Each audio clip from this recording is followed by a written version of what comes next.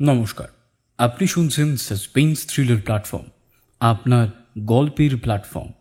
আজ অনেক দিন পরে আবার আমরা ফিরে এসেছি নতুন একটা গল্প নিয়ে। আজ আপনি শুনবেন রত্নাকরের লেখা আমাদের প্রথম ফরেন্সিক ডিটেকটিভ ডক্টর এলা চৌধুরীর একটি গোয়েন্দা গল্প। ডক্টর এলা চৌধুরী একজন ফরেন্সিক ডাক্তার, যিনি কলকাতা পুলিশে কর্মরতা। আজকের গল্পের সূত্রধার ও গল্প পাঠে আমি লিও, এলার চরিত্রে খুশি। তাহলে আসুন বেশি অপেক্ষা না করে শুনে নিই আজকের আমাদের এই বিশেষ গল্প, ফরেন্সিক ডিটেকটিভ ডক্টর এলা চৌধুরীর বারুণী হত্যা মামলা।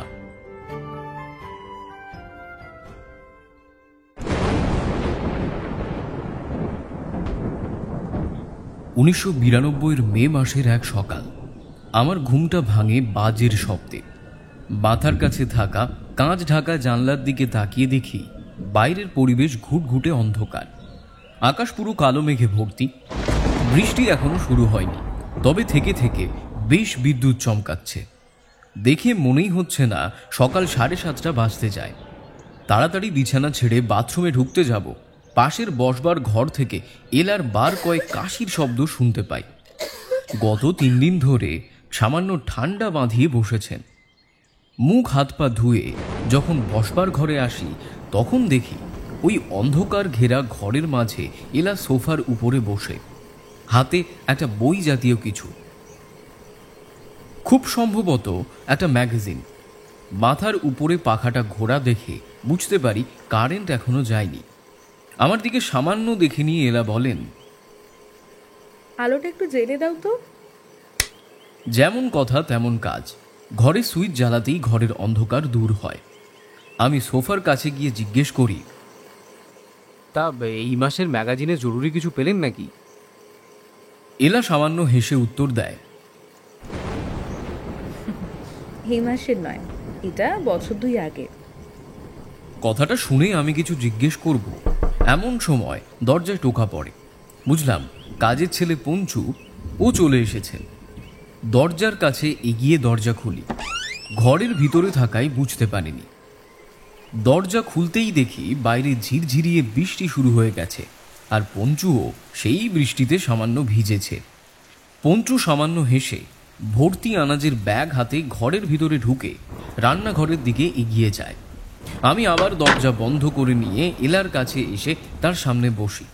তিনি আপন মনেই আমার প্রতি জিজ্ঞেস করে ওঠেন, আচ্ছা, বলতে পারবে যুধিষ্ঠিরের সাথে ধর্মরাজ যম ঠিক কয়বার দেখা করেছেন? খানিক ভেবে নিয়ে উত্তর দিই, আমার যদ্দূর মনে পড়ছে ওই 2 বার। একবার বনপর্বে যক্ষ হয়ে, আর একবার মহাপ্রস্থান পর্বে, মানে ওই কুকুর বেশে। এই 2 বার যে মিট করলো, তাতে কমন লিঙ্ক কি? আবার ভাবতে বসি। এলা চেয়ে আছেন আমার দিকে। তারপর দ্বিধা আর সংশয় ভরা স্বরেই প্রশ্নসুলভ উত্তর দিই, মৃত্যু। এলা বেশ উত্তেজিত হন। ওনার চোখে আমার প্রতি প্রশংসার ভাব স্পষ্ট। বলেন, ঠিক, মৃত্যু, ডেথ। বনপর্বেও ভাইয়েরা মরেছিল, আর মহাপ্রস্থানেও। তাহলে মরণের সাথে প্রশ্ন করাটা ভূতকাল থেকেই। একটা সাধারণ মৃত্যুও কিন্তু অনেকগুলো প্রশ্নে ঘেরা থাকে। সাধারণ মৃত্যু মানে সেটা কীরকম? মনে করো, কোনো একটা বাড়ির হেড, 80 বছরের এক বুড়ো, সে মারা গেল। তুমি তার পড়শি। খবরটা পেয়ে তুমি প্রথমেই কি করবে? আমি স্বাভাবিক চিন্তায় যেটা ভাবলাম সেটাই বললাম। আমি আর কি করব? পড়শির খাতিরে ওই বাড়িতে যাব আর জিজ্ঞেস করব কখন হলো। হ্যাঁ, তাহলে কখন উনি মরলেন আর কি করে হলো, এটাই তো। হ্যাঁ, সেটাই সবাই করে, কিন্তু আপনি এই প্রশ্নগুলো আজ করছেন। কারণ আছে। তিনি আরো কিছু বলতে যাচ্ছিলেন, এমন সময় একটা বাজ পড়তেই ঘর ঘুটঘুটে অন্ধকার। আমি তাড়াতাড়ি কাঠের ডেস্কের কাছে এগিয়ে গিয়ে তার ভিতর থেকে মোমবাতি বের করে ধরিয়ে নিয়ে ক্যান্ডেল স্ট্যান্ডে গাঁথি। ঘরের আধার সামান্য দূর হলেও তাকে আলোকিত বলা চলে না। ইতিমধ্যে পঞ্চু দুই হাতে সকালের চায়ের কাপ এনে সামনের টেবিলের উপরে রেখে রান্নাঘরের দিকে চলে যায়। আমি যথারীতি দেরি না করেই চায়ের কাপ হাতে তুলে নিয়েই চুমুক দিই। ইলার তেমন চা পানে মন নেই, তিনি স্থির হয়ে বসা। সত্যি কথা বলতে আমি চাপা উত্তেজনা নিজের মধ্যে বেশিক্ষণ ধরে রাখতে পারি না। এটা আমার একটা দোষও বলতে পারেন আপনারা। সেই চাপা উত্তেজনার বশেই এলাকে প্রশ্ন করি, আপনি কি মর্গের আসা নতুন যে ডেড বডিটার পরীক্ষা করছেন তার খাতিরেই এই ম্যাগাজিনটা পড়ছেন? এলা কোনো রকম উত্তর না দিয়ে হাতে চায়ের কাপটা তুলে নেন। আসলে গত 4 দিন আগে জয়দেব স্ট্রিটে একটা মেয়ের মৃতদেহ পাওয়া গেছে। সেই মেয়েটির দেহই মর্গে এসেছে এলার কাছে। প্রারম্ভিকভাবে তিনি একটা বেসিক রিপোর্ট পুলিশের হাতে দিয়েছেন। এলার প্রাথমিক অ্যানালাইসিস অনুসারে মেয়েটির বয়স 22 থেকে 30-এর মধ্যে। খুন করা হয়েছে রাত 2 থেকে ভোর 4টে নাগাদ। খুনের কারণ এখনও অধরা। পুলিশেরা এই 4 দিনেও এটা জানতে পারেনি মেয়েটি কে, নাম কি বা কোথা থেকে এসেছে।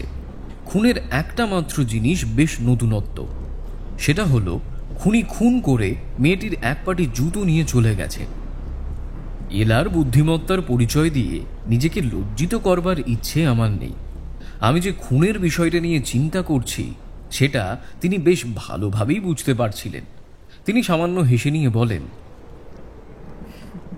তোমার চিন্তার কিছুটা দূর করছি। কাল ল্যাবে থাকাকালীন তোমায় বলেছিলাম না যে ফেরার পথে লাইব্রেরি হয়ে আসবো, সেখানে গিয়ে ম্যাগাজিনটা নিয়ে আসি। ম্যাগাজিনে এমন কি লেখা আছে যেটা এই নতুন খুনের সাথে জড়িত? গত সন্ধ্যায় যখন মেয়েটির দেহ পরীক্ষা করছি, হঠাৎ মনে পড়ে গেল এই ম্যাগাজিনের কথাটা। গত 2 বছর আগে তিনি এই ম্যাগাজিনের ব্যাপারে আমায় বলেছিলেন। কথাটা শুনে টেবিলে থাকা ম্যাগাজিনটা হাতে তুলে নি। নাম উত্তরণ। পেজ নম্বর 103 বের করো, আর তারপরে তুমি নিজেই পড়ে বলো এই কেসের সাথে কিছু মিল পাচ্ছ কিনা। এলার কথাটা শুনে আমি চেয়ার ছেড়ে উঠে গিয়ে মোমবাতিটা টেবিলের কাছে নিয়ে আসি। বৃষ্টিটা বেশ জোরালো এই মুহূর্তে। আলো সামনে এনে 103 নম্বর পাতা খুলে দেখি বড় সড়ো একটা প্রবন্ধ, আর তাতে লাল রঙের হেডিং, খুনি কে। খুব মন দিয়ে পড়তে শুরু করি। ভেবেছিলাম নিজের ভাষায় লিখে দিই, কিন্তু পরে মনে হলো সেটা পাঠকের বুঝতে হয়তো অসুবিধাও হতে পারে, তাই যেভাবে লেখা আছে সেইভাবেই লিখে দিচ্ছি। প্রবন্ধের লেখক একজন ফরেন্সিক ডাক্তার। তিনি লিখেছেন, বিভিন্ন খুনির খুন করবার পদ্ধতি বিভিন্ন। খুনের পদ্ধতি বুঝে নিয়েই খুনির ক্রম আমরা নির্ধারিত করি। খুন করবার পদ্ধতি বলে দেয় খুনির চিন্তা শক্তি, কোন খুনি প্রথমবার খুন করেছে, কোন খুনি হঠকারী সিদ্ধান্তে খুন করেছে, কোন খুনি বুদ্ধি নিয়ে খুন করেছে, সব প্রকাশ পায় খুনির খুন করার পদ্ধতিতে। আমার কর্মজীবনে অনেক বৈচিত্র্যময় খুনের পদ্ধতি এসেছে, তার মধ্যে সবচেয়ে যেটি বিরলতম এবং অন্যতম সেটারই কথা আজ এখানে জানাচ্ছি। আজ থেকে বছর 1.5 আগে মহামতি সরণির ডাস্টবিনের কাছে একটি 23 বছরের মেয়ের মৃতদেহ পায় স্থানীয় পুলিশেরা। মেয়েটি কে তখনও তার পরিচয় পাওয়া যায়নি। ময়না তদন্তের জন্য মৃতদেহটি আমার পরীক্ষাগারে আসে। দেহে কোনো রকম স্ট্রাগলের চিহ্ন নেই, কোনো রকম বিষ বা ক্লোরোফর্ম খুনি ব্যবহার করেনি, ধর্ষণের কোনো চিহ্ন মাত্রও নেই। কিন্তু মেয়েটি সেক্সুয়াল অ্যাক্টিভ অবশ্যই ছিল। মেয়েটির ব্যাগ তার মৃতদেহের পাশেই ছিল, তাতে বেশ কিছু টাকা ছিল, সেগুলোও চুরি যায়নি। বিষয়টার থেকে এটা স্পষ্ট হয় যে খুনির উদ্দেশ্য ছিল কেবল মেয়েটিকেই খুন করা। বিশেষ খবর পেলাম পুলিশের কাছ থেকে, চুরি হয়েছে মেয়েটির এক পাটি জুতো। পরীক্ষায় ব্যস্ত হয়ে পড়ি, কিভাবে খুনি খুন করলো। মাথায় এলো বিষের কথা। এমন অনেক প্রকারের কোল্ড পয়জন আছে যারা দেহ বিকৃত করে না, কেবল হৃৎপিণ্ডের উপর প্রভাব ফেলে। ফলে বাইরে থেকে প্রথম দেখলে মনে হয় হয়তো হার্ট অ্যাটাক। আমার কাছে সেই রকম কোল্ড পয়জনের যতগুলো স্যাম্পেল ছিল সেগুলো একটি একটি করে ট্রেস করি, কিন্তু খুনি এর মধ্যে কোনোটিই ব্যবহার করেনি। অন্যদিকে পুলিশেরা তদন্ত শুরু করে। 16 দিনের মাথায় কেবল একটা মাত্র ক্লু তারা পায়। বলা বাহুল্য এখনো পর্যন্ত ওই একটা ক্লুই বর্তমান, সেটি হলো মেয়েটির পরিচয়। তদন্তে জানা যায় মেয়েটির নাম লায়লা, আসল নাম ললিতা। ছদ্মনাম ব্যবহার করার কারণ মেয়েটি পতিতাবৃত্ত কাজে যুক্ত ছিল। বাবা মা নেই, আসল বাড়ি বর্ধমানে। স্বেচ্ছায় ডান্স বারে কাজ নেয়, আর আশু বিশ্বাস পল্লীতে সে খুব সাধারণ একটা বাড়িতে ভাড়া থাকত। এইসব জায়গায় আসল নাম চলে না বলেই সে লায়লা নামে দেহ ব্যবসার কাজ করত। খুন হবার শেষ রাতেই বারে থাকা তার অন্য বান্ধবীরা তাকে শেষ দেখা দেখতে পায়। তারা জানিয়েছিল ঘটনার রাতে লুইস হোটেলে এক কাস্টমার লায়লাকে যেতে বলেছিল। সময় দিয়েছিল রাত 12:30। ডান্স বারে কাজ 12টার মধ্যে শেষ করে লায়লা হোটেলের উদ্দেশ্যে রওনা দেয়। এই খবরে পুলিশ লুইস হোটেলে পৌঁছে জানতে পারে লায়লা বলে কোনো মেয়েই নাকি সেই রাতে আসেনি। এতএব এটা থেকে স্পষ্ট খুনি রাস্তাতেই লায়লাকে খুন করে। ঘটনার প্রায় 1 মাস কেটে গেছে। খুনির বা খুনির খুন করবার পদ্ধতি সম্পর্কে কিছুই জানা গেল না। এর মধ্যে কবি লেকের ধারে আবার 22-23 বছরের আরও একটা মেয়ের মৃতদেহ পুলিশেরা পায়। লায়লার খুনের সাথে এর খুনের মিল 100 ভাগ। সেখানেও এক পাটি জুতো মিসিং। মেয়েটি ফ্লোরিডা বারে কাজ করত, নাম গোল্ডি। এর বান্ধবীরা জানায় খুনের রাতে গোল্ডির পুষ্পক হোটেলে এক কাস্টমারের সাথে দেখা করবার কথা ছিল। এতব খুনিকে অনায়াসেই সিরিয়াল কিলার ক্রমে আমরা নির্বাচিত করতে পারি। 1.5 বছরের মধ্যে প্রায় 7 জন পতিতাবৃত্তে কর্মরতা মেয়েরা খুন হয়। 7টি থানার পুলিশ নাজেহাল, কিন্তু খুনি আজও অধরা। এমনকি কোন বিষ দিয়ে খুনি খুন করেছে সেটাও অতলে। কথায় বলে পারফেক্ট মার্ডার বলে ক্রাইমের ডিকশনারিতে কোনো শব্দ নেই, কিন্তু এই খুনি ব্যতিক্রমী বলেও যে কিছু হয় সেটাও লিখে দিয়ে গেল। প্রবন্ধটা পড়ে নিয়ে আমি এলার দিকে চাই। ওনার চা পান বহুক্ষণ আগেই শেষ হয়ে গেছে। ওনার মুখ শান্ত, কিন্তু চিন্তাটা যায়নি। আমি বিষয়টা ভালো রকম ধাতস্থ করে নিয়ে ওনাকে বলি, এ তো মনে হচ্ছে সিরিয়াল কিলারই। তা বটে, কিন্তু প্রশ্ন থেকে যাচ্ছে। ওনার কথার অর্থটা বুঝতে আমার বেশি সময় লাগলো না। বললাম, 2 বছর পর চারা দিয়ে উঠলো কেন, এটাই ভাবছেন তাই তো? সেটাই। ডাক্তারের প্রবন্ধ 2 বছর আগে রিলিজ করেছে, আর তিনিও লিখেছেন 1.5 বছর আগের কথা। তাহলে 3.5 বছর ধরে খুনি লোক সমাজে ঘুরে বেড়াচ্ছে। প্রশ্ন, 7খানা খুনের পর সে কি আর খুন করেনি? যদি খুন না করে তাহলে এই 2 বছর সে কোথায় ছিল, কি করছিল? আর খুন যদি ছেড়েই দেয় তাহলে 2 বছর পর আবার কেন? এর কারণ দুটো হতে পারে। হয় খুনি খুন করেছে কিন্তু পুলিশের কাছে তার রিপোর্ট পৌঁছয়নি, অথবা অথবা অথবা খুনি যদি কোনো কাজে আটকে থাকে। আপনি কি জেলের কথা ভাবছেন? ইঙ্গিত সেদিকেই পাচ্ছি। হতে পারে খুনি হয়তো অন্য কোনো ক্রাইমে জেলে গিয়েছিল, আর 2 বছর পরে সে বেরিয়ে এসে আবার কাজ শুরু করেছে। এই মুহূর্তে কাজ 3টে। এরা কথাটা বলতেই আমি পাল্টা উত্তর দিই, জেলে খোঁজ নিয়ে দেখা যে 2 বছরের শাস্তি পাওয়া কোনো ব্যক্তি রিলিজ করেছে কিনা। আর এই বাকি 7 জনের তদন্তে পুলিশ যে যে বয়ান পেয়েছিল সেটার ফাইল রিপোর্ট, আর যতগুলো ডান্স বার আছে সেখানে বর্তমানে পাওয়া মেয়েটির সন্ধান চালানো। কথা শেষ করতে না করতেই পঞ্চু রান্নাঘরের দরজার কাছে এসে জানতে চায় এই বৃষ্টির দিনে আমরা কখন বেরোবো।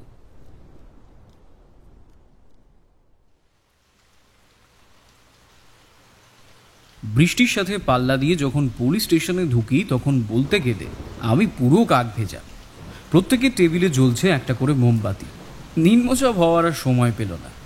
বৃষ্টিতে যত না অসুবিধা হচ্ছে তার চেয়ে 4 গুণ হচ্ছে ঝোড়ো হাওয়ায়। নিজের টেবিলের কাছে এগিয়ে ড্রয়ার খুলে মোমবাতি জ্বালিয়ে নিই। তারপর পকেট থেকে রুমাল বের করে নিয়ে চুলগুলোর জল ঝাড়ছি। এমন সময় কনস্টেবল রথিন্দা এসে জানায় মেজবাবু নিজের কেবিনে আমাকে ডাকছেন। কথাটা শুনে বেশ বিরক্ত হলাম। কারণ আছে, মানুষটি না জানি কেন আমাকে সহ্যই করতে পারেন না। সামান্য সুযোগ পেলেই আমাকে অপমান করে, আর যদি কোনো কাজ না পায় তাহলে ডালে চালে মিশিয়ে বাঁচতে বলবেন।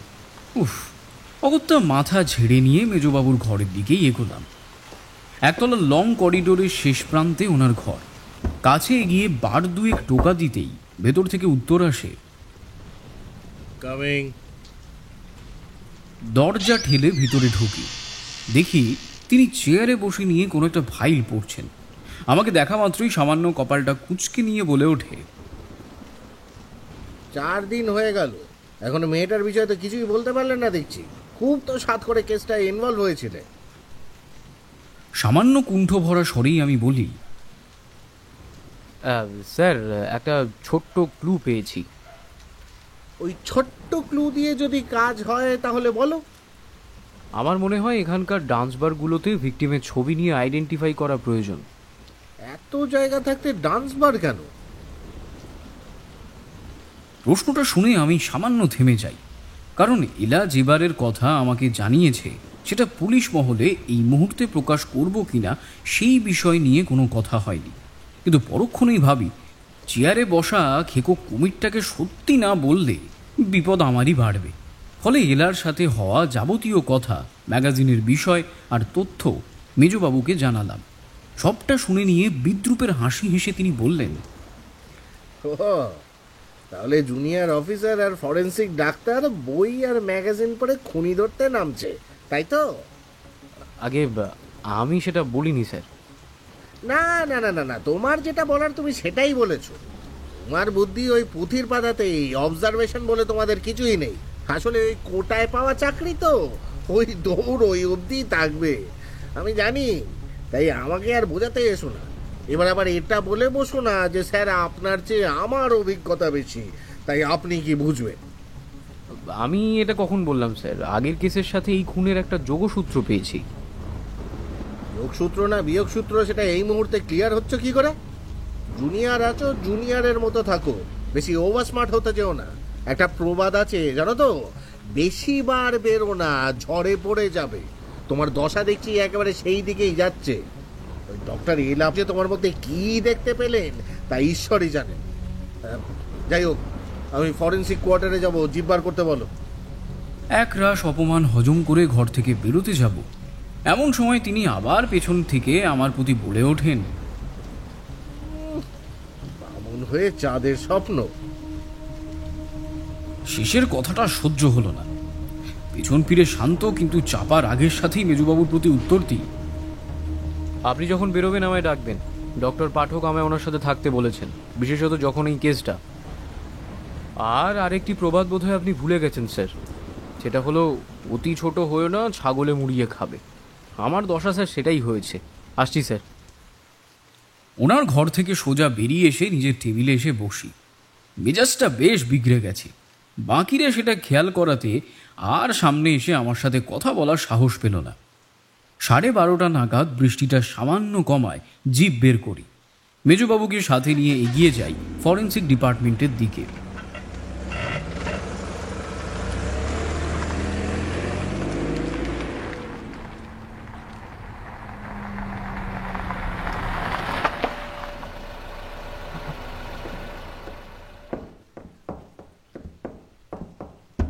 পৌঁছে দেখি এলা নিজের কাজে ব্যস্ত।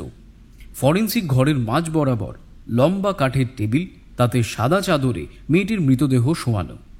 মেজবাবু এলার কাছে এগিয়ে গিয়ে নিজের অহংকার সূচক কথা বলতে যাবেন, এমন সময় এলা ওনাকে বলতে না দিয়েই নিজে বলে ওঠেন, একবার স্টার বারে খোঁজ নিয়ে দেখুন তো, মেয়েটির পরিচয় পাওয়া যায় কিনা।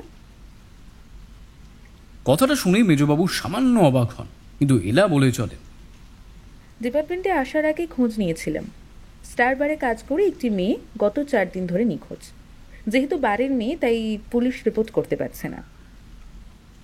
মেজবাবু বেশ গম্ভীর স্বরেই বলেন, তাহলে তুমি ওই সিরিয়াল কিলার কি সন্দেহ করছো? তার আগে প্রশ্ন দাঁড়াচ্ছে, সন্দেহ করছি কেন? হ্যাঁ, কেন? কারণ খুনের প্যাটার্ন আপাতত ওদিকে, আর গত কয়েকদিনের মধ্যে কোনো চোর জেল থেকে রিলিজ করেছে কিনা সেটারও একটু খবর নেই। কারণ? আগে কাজটা করুন, তারপর না হয় কারণ বলা যাবে। এলার কথাগুলো শুনে মেজবাবু বেশি কিছু আর বলতে পারলেন না, তাই সরাসরি জিজ্ঞেস করেন, খুনের কারণ কি? এলা স্লাইড বক্সের থেকে একটা স্লাইড বের করে নিয়ে উত্তর দেয়, আপেক্ষিক দিক থেকে ধরলে বিষই মনে হচ্ছে। তাহলে তো বডি নীল হওয়ার কথা। সান্যাল বাবু, ওগুলো ফিল্মের চিত্রনাট্যের জন্য ঠিক আছে, বাস্তবে নয়। নিজের বুদ্ধির ব্যাপারে এলার কাছ থেকে এহেন কটু কথায় মেজবাবু বেশ ক্ষুণ্ণ হন, কিন্তু এলা অনুবীক্ষণ যন্ত্রে স্লাইডটা রেখে বলে চলে, শিক্ষিত খুনি আর অশিক্ষিত খুনির মধ্যে তফাৎ তো এইটুকুই, বিষ মানেই নীল নয়। বেশ কড়া স্বরেই মেজবাবু বলে ওঠেন, তাহলে কি বিষ সেই উত্তরটাও দাও। আমি ওই জায়গায় অনেকটা প্যারাসাইডের মতো, অবাক এবং নিশ্চল। অন্যদিকে এলা বলে চলেন, নাম আছে কিন্তু সময় লাগবে। যাই হোক, যেটা বলার, মেয়েটিকে খুন করা হয়েছে রাত 1টা থেকে 2টোর মধ্যে। খুন হবার আগে মেয়েটি রাতের খাবার আর মদ্যপান করেছিল। পেটে অ্যালকোহলিক ট্রেস পেয়েছি। এটুকু বলে আমার দিকে চেয়ে মেজবাবুকে বিন্দু মাত্র পাত্তা না দিয়ে বলেন, তুমি স্টারবারে যখন খোঁজ নিতে যাবে, এই ভিক্টিমের ছবিটা নিয়ে মদের কাউন্টারগুলোতে খোঁজ নেবে। ভুল হতেই পারে খুনি হয়তো মদ্যপান করিয়েছিল। আর সান্যাল বাবু, আমার জন্য আপনাকে একটা কষ্ট করতে হবে। মেজবাবু স্থির দৃষ্টিতে এলার দিকে তাকিয়ে থাকেন। এলা নিজের টেবিলের কাছে এগিয়ে একটা কভার ফাইল নিয়ে আসেন। তারপর সেটা মেজবাবুর হাতে দিয়ে বলেন, এখানে 7টা থানার নাম আছে আর কেস সংক্রান্ত কিছু তথ্যও রয়েছে। আপনি এই থানাগুলোর থেকে সেই ফাইলগুলো নিয়ে এসে আমার কাছে দিন। আপনারা আপনাদের দিকটা দেখে নিন আর আমিও একটু বিশেষ সন্ধান করি।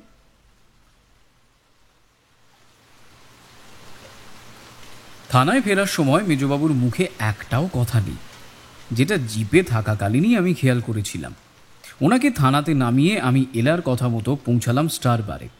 ঝাঁ চকচকে কাঁচের বিল্ডিং। ভিতরে ঢুকতেই চোখ কপালে। চারিদিকে রঙিন কাঁচের দেওয়াল, সুবিশাল ফ্লোরে বিছানো গোল কাঁচের টেবিল আর তার চারিধারে 4টে করে চেয়ার। ফ্লোরের ঠিক মাঝখানে 3 ফুট উঁচু গোল স্টেজের মতো। এখানেই মেয়েরা ডান্স করে।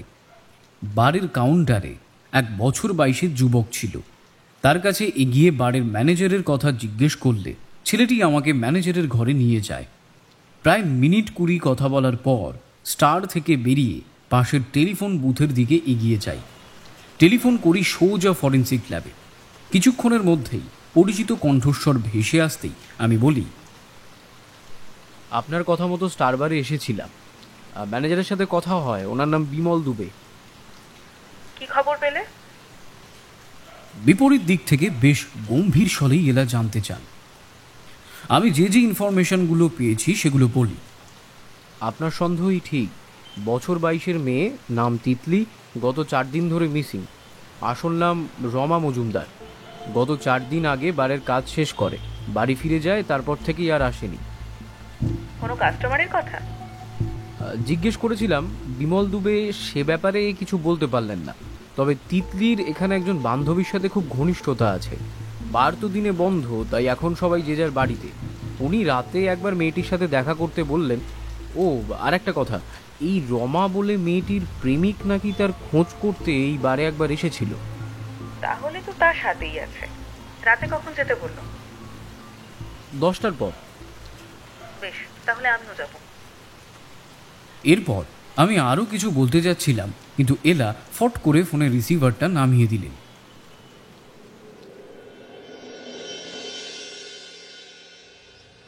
বিকেলের দিকে এলার দেওয়া 7টি থানার রিপোর্ট ফাইল আমার টেবিলে চলে আসে।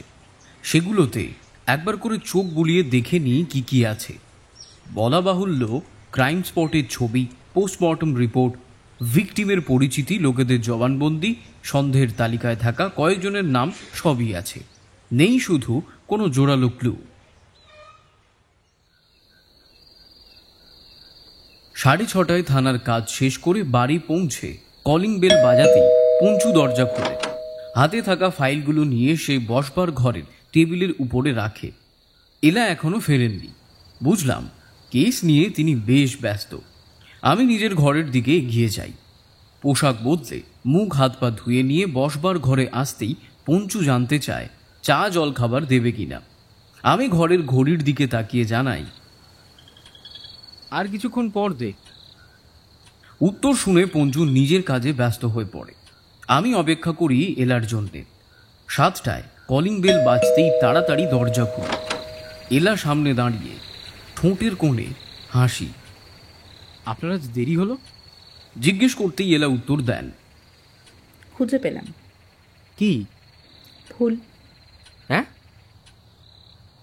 আমি অবাক হয়ে ওনার দিকে চাইতেই উনি আবার এক প্রকার হেয়ালি হাসি হেসে নিয়ে নিজের ঘরের দিকে চলে যান। প্রায় মিনিট 15 পর তিনি বসবার ঘরে এসে বসতেই পঞ্চু রান্নাঘরের থেকে চা জলখাবার নিয়ে চলে আসে। আমি চায়ে চুমুক দিয়ে টেবিলে রাখা রিপোর্ট ফাইলগুলোর কথা এলাকে বলি।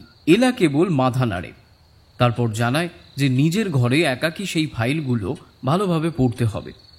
কথা মতো সন্ধ্যার খাবার খেয়ে এলা থানার যাবতীয় ফাইল হাতে নিয়ে নিজের ঘরে চলে যান। আমি আর কি করি, অগত্যা বুকশেলফের কাছে এগিয়ে গিয়ে একটা গোয়েন্দা গল্পের বই পেড়ে নিয়ে পড়তে থাকি। কারণ ঘড়িতে সবে 8:45। স্টার বার যেতে এখনো ঘন্টা খানেক বাকি। ঠিক 9:30 নাগাদ পঞ্চু রাতের খাবার তৈরি করে নিয়ে আমার কাছে এসে জানায়। অন্যদিকে এলাও নিজের ঘরের দরজা খুলে বসবার ঘরে চলে আসেন।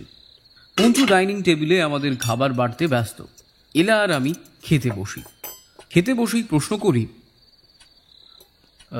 ফুলের ব্যাপারে কি যেন বলছিলেন আপনি সন্ধ্যাবেলায়? কাঁচা লঙ্কা চিবিয়ে নিয়ে তিনি বলেন, পোস্টমর্টম ডক্টররা যে রিপোর্ট দিয়েছেন তার সাথে আমার রিপোর্টের পরে পার্থক্য নেই।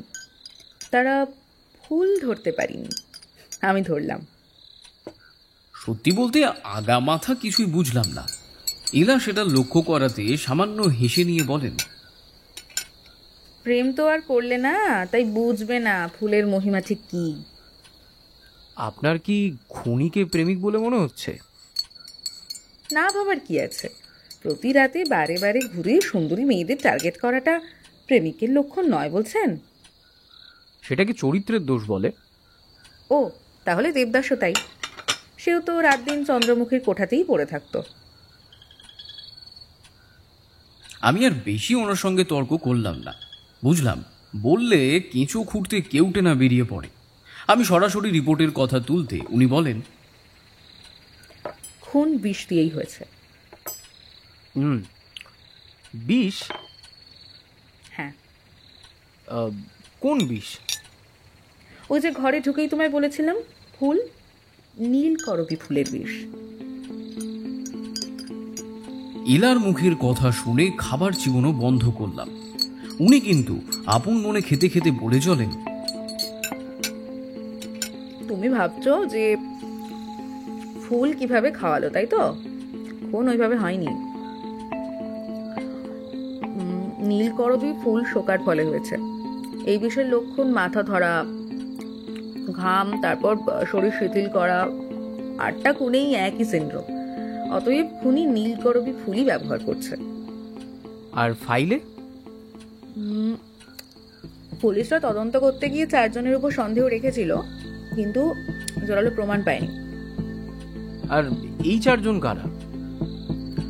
সৌভিক বসাক, শুভম ঘোষ, অরূপ রায় আর শান্তনু দত্ত। এদের সন্দেহের কারণ? গত 7টা খুনে কাকতালীয়ভাবে জনাসারে যুক্ত আছে আর কি। সৌভিক বসাকের ক্ষেত্রে বয়ান এসেছিল বারের ডেইলি কাস্টমার, সুন্দরী মেয়েদের সাথে সময় কাটাতে চায়, কিন্তু মেয়েদের সাথে টাকা নিয়ে প্রায়শই ঝামেলা হয়। পুলিশের ধারণা যেসব বার গার্লরা সৌভিককে রিফিউজ করেছে, সৌভিক তাদেরকেই টার্গেট করছে। কিন্তু রেপ তো হয়নি। ইয়েস, এটা ভালো পয়েন্ট, কিন্তু লাশের সাথে ইন্টিমেট হওয়াটা অত সোজা নয়। তাহলে কেস কিন্তু অন্যদিকে যাবে। তুমি যে প্রশ্নটা করলে, এটা দেখলাম ফাইলে রয়েছে। পুলিশ মহলে এই প্রশ্ন উঠলে বিশেষজ্ঞরা বলেন খুনি জেদে খুন করেছে, মেয়েটিকে পাওয়ার জন্য নয়। সেই জন্যই নিজের ক্রেডিটে খুন করার পর ভিকটিমের জুতো নিজের সাথে নিয়ে গেছে। বুঝলাম। আর দ্বিতীয় জন? শুভম ঘোষের কেস অন্য। এ হলো পেইন্টার, পোর্ট্রেট করেন, বিশেষ করে নগ্ন মেয়েদের পোর্ট্রেট। আর এর জন্য রোল মডেল দরকার হয়। সেই জন্য শুভম প্রায়শই বারের মেয়েদের মডেল হয়ে বসার জন্য নিজের বাড়িতে নিয়ে যেত। আর আগের যে 7 জন খুন হয়েছে তার মধ্যে 5 জন শুভমের মডেল হয়েছিল। একটা পয়েন্ট তাহলে আছে। আছে। এবার আসি অরূপ রায়ের ব্যাপারে। এর ক্ষেত্রে অসম্ভব একটা পয়েন্ট পুলিশ খেয়াল করাতে সন্দেহ করেছে।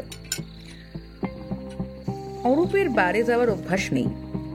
শেষের 3টে খুন যেখানে হয়েছিল সেখানে অরূপকে কয়েকজন দেখেছে। পোস্টমর্টম টাইম আর অরূপের টাইম একেবারে এক। এই একই রকম ভাবে শেষ খুন। মানে বছর 2 আগের 7 নম্বর। যে খুন হয় সেই মেয়ের স্বামী হচ্ছে শান্তনু দত্ত। যে খুন হয় তার আসল নাম শিপ্রা। লোকজন শিপ্রার বডির সামনে শান্তনুকে দেখতে পায়। কথাগুলো শুনে আমি বেশ ভাবতে বসি। সত্যি 4 জনেরই খুন করবার সুযোগ আছে, কিন্তু খুন তো সুযোগে হয় না, হয় কোনো কারণে। জোরদার একটা মোটিভ, কিন্তু এই 4 জনের মধ্যে কারোরই তো তেমন কোনো মোটিভ নেই। ইতিমধ্যে এলা খাবার খাওয়া শেষ করে নিয়ে উঠতে উঠতে আমায় বলেন, আমি রেডি হচ্ছি, তুমিও বেশি দেরি করো না। গলির রাস্তা পেরিয়ে বড় রাস্তায় আসতেই একদম প্রথমটার কাছে এগিয়ে গিয়ে বারের নাম নিয়ে আমি আর এলা পেছনের দরজা খুলে ট্যাক্সির ভিতরে বসে পড়ি।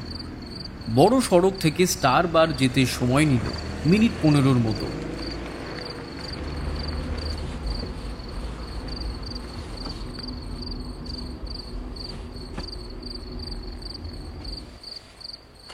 ট্যাক্সি থামল আশু কলোনি মোড়ে। এই মোড়ের রাস্তা ধরে 2 মিনিট হাঁটলেই স্টার বার। ট্যাক্সি থেকে নেমে ভাড়া মেটাতে ট্যাক্সি চলে যায়। খাবার পর থেকেই মনটা কেমন উসখুস করছিল। আর থাকতে না পেরে পকেট থেকে সিগারেটের বাক্সটা বের করে তার থেকে একটা ধরাতেই এলা বেশ রেগে বলে ওঠেন, তোমাকে না বারণ করেছি ধূমপান শরীরের জন্য খারাপ। বারবার এক কথা তোমায় কেন বলতে হয়? আগের থেকে অনেক কমিয়ে দিয়েছি। কমাতে তো বলিনি, ছাড়তে বলেছি। দূর, মনে হয় মাথা কাজ করে না। আর তাছাড়াও গল্পের গোয়েন্দারাও তো। তুমি থামো। ওই যে কথাটা, হ্যাঁ, বুদ্ধির ঘোড়ায় ধোঁয়া, তাই না? যদি ধোঁয়া খেলে বুদ্ধি বাড়তো তাহলে ডাক্তাররা ব্রাহ্মীশাকের বদলে 4 মিনিট প্রেসক্রাইব করতো। চত্বর সব। ওটা ফেলো আগে। আমাকে প্যাসিভ স্মোকার বানাচ্ছে। থ্রো ইট। এলার আদেশ অমান্য করার সাহস আমার এখনো পর্যন্ত হয়নি।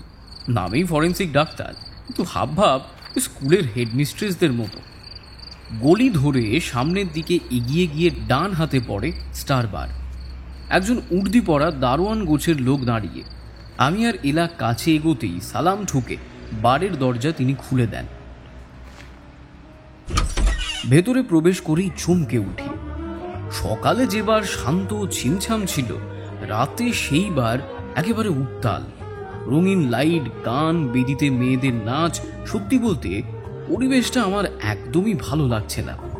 এলা আর আমি এগিয়ে গেলাম কাউন্টারে থাকা সকালের সেই ছেলেটির দিকে। ছেলেটি আমাকে চিনতে পেরেই ভিতর থেকে ম্যানেজারকে ডেকে নিয়ে আসে। তিনি এসে জানান তিতলির যে বান্ধবী তার নাম হচ্ছে গুলাবী, সে পৌঁছে গেছে আর সে এখন গ্রিন রুমে তৈরি হচ্ছে। ম্যানেজারের কাছ থেকে উত্তর পেয়ে আমরা 2 জনে সেই দিকে এগিয়ে যাই। দরজার কাছে পৌঁছে বার কয়েক টোকা দিতেই বছর 19-20 একটি মেয়ে দরজা খোলে। গুলাবীর নাম নিতেই মেয়েটি ঘরের ভিতরে আয়নার কাছে বসে থাকা একটি সমবয়সী মেয়ের দিকে ইঙ্গিত করে। গুলাবী ততক্ষণে আমাদেরকে দেখে ফেলেছে। তার ব্যাপারে কথা হচ্ছে বুঝতে পেরে সে আমাদের কাছে এগিয়ে আসে। মেয়েটি সত্যিই সুন্দরী। গ্রিন রুমের করিডোরে দাঁড়িয়ে এলা প্রথম প্রশ্ন করে, তিতলির সাথে শুনলাম তোমার বেশ ভালো বন্ধুত্ব। আপনারা পুলিশের লোক? আমার পাশে যে দাঁড়িয়ে আছে সে জুনিয়র অফিসার, আর আমি ফরেন্সিক ডক্টর। নাম ইলা চৌধুরী। ও হ্যাঁ, তিতলির সাথে আমার মোটামুটি একটা ভালো বন্ধুত্বের সম্পর্ক ছিল। মিসিং কবের থেকে? প্রায় 4 দিন হবে। শেষ দিনের কোনো কথা? না না, তেমন তো কোনো কথা হয়নি ম্যাডাম। সেই রাতে কোনো কাস্টমারের সাথে দেখা করার কথা? ওই তেমন কথাও তো হয়নি। গুলাবী কথাটা বলতেই এলা নিজের ব্যাগ থেকে একটি মেয়ের ছবি বের করে। এটি সেই মর্গের মেয়েটির ছবি। ছবিটি দেখা মাত্রই গুলাবি চমকে ওঠে। এ কি? হে, এ তো তিতলি। কি হয়েছে ওর? খুন হয়েছে। খুন? কে করলো? সেটার জন্যই তো তোমার কাছে আসা। যদি তোমার থেকে কিছু জানা যায় তাহলে আমাদের একটু সুবিধা হয় আর কি। গুলাবি বেশ ভেঙে পড়ে, টিস্যু দিয়ে চোখের জল মুছে নিয়ে বলে, কয়েক মাস ধরে তিতলি বেশ অন্যরকম হয়ে গিয়েছিল। কেমন যেন সবসময় ভয়ে ভয়ে থাকতো। আমি জিজ্ঞেস করেছিলাম, জানেন, আপনি হয়তো জানেন না, আজ থেকে প্রায় 2 বছর আগেও এভাবেই স্টারবারের 2টি মেয়ে খুন হয়। জানি, নিশা আর লাভেয়া। এলার মুখে উত্তরটা শুনে গুলাবি বেশ অবাক হয়। তারপর সে বলে, তিতলির সাথে কথা বলে আমার মনে হয়েছিল ও যেন বুঝতে পেরেছিল যে খুনটা কে করেছে। আর ওর প্রেমিকের সাথেও বিগত কয়েক মাস ধরে ওর বেশ ঝগড়া চলছিল। ভালো কথাই তুললে। প্রেমিকের নামটা কি? শুভম ঘোষ। নামটা শুনেই আমি আর এলা একে অপরের দিকে কিছুক্ষণ চাই। অন্যদিকে গুলাবি বলে চলে, তিতলির সাথে শুভমের সম্পর্ক প্রায় বছর 6 তো হবেই। অনেক ছোটবেলার প্রেম ওদের। তিতলির বাবা মা ছোটবেলায় মারা যায়, আর তারপর থেকে এক বিধবা মাসির কাছে মানুষ হয় ও। তিতলি উচ্চ মাধ্যমিক দিলে মাসি মারা যায়। কলেজে আর পড়া হয়ে উঠল না মেয়েটার।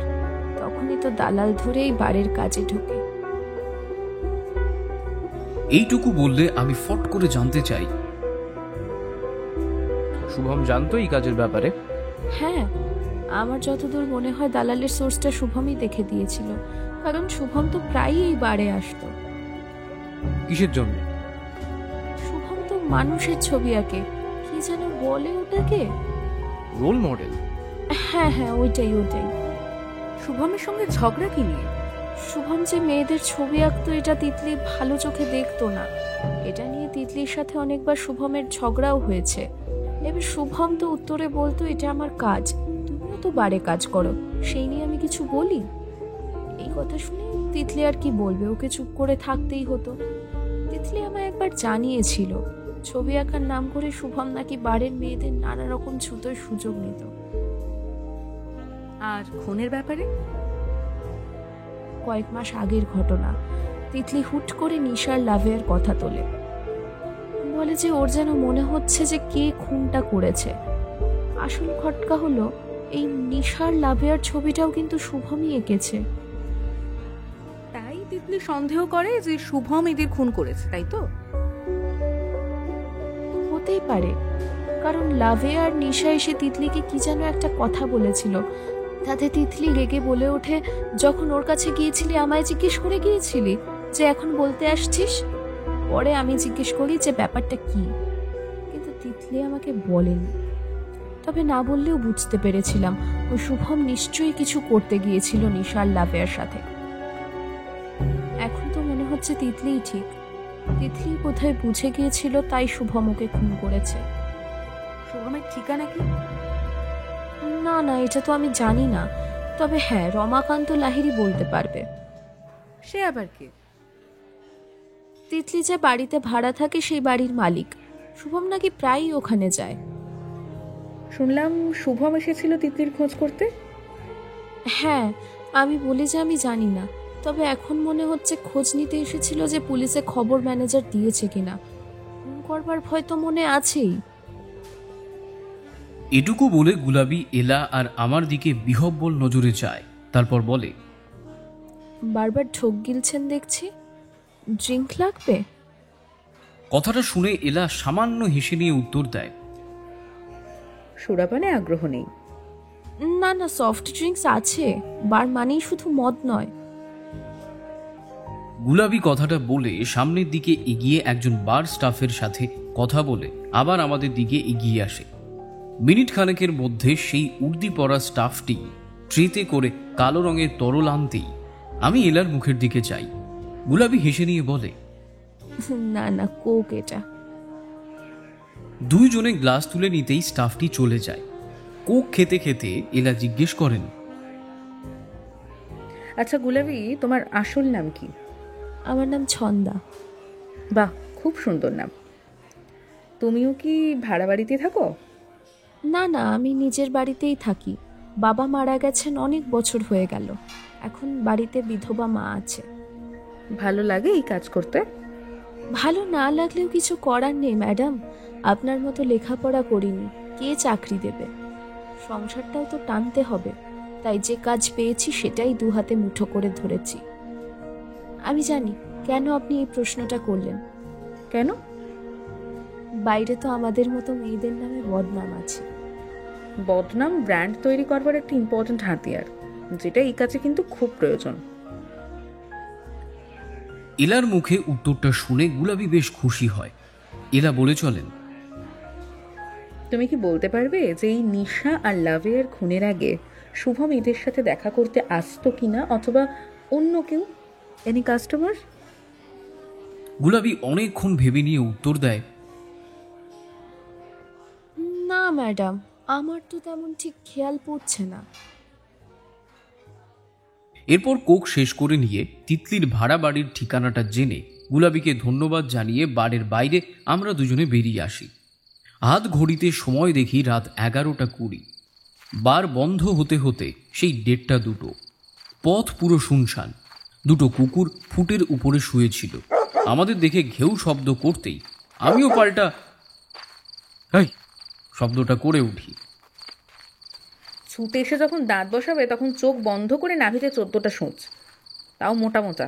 টিকার কিন্তু বাপ। আচ্ছা, ফাইলে তো শুভমের বাড়ির ঠিকানা ছিল, তাও আপনি জিজ্ঞেস করলেন? সত্যি মাঝে মাঝে মনে হয় মেজবাবু যে তোমাকে ঠোকেন তাতে খুব একটা ভুল করেন না। এলার উত্তর শুনে মাথা নেমে যায়। উনি বলেন, আরে গুলাবি যে সব সত্যি বলছে তার গ্যারান্টিটা কে দেবে? গুলাবিকেও সন্দেহ? তদন্ত এখনো শেষ হয়নি, তাহলে সন্দেহ তালিকা থেকে ওকে বাদ কেন দিব? যাই হোক, এই মাঝরাতে আর রমাকান্ত বাবুর বাড়িতে গিয়ে হুজুতি করে লাভ নেই। কাল তুমি থানা থেকে ফেরার পথে ল্যাব হয়ে এসো, একেবারে বেরিয়ে যাব।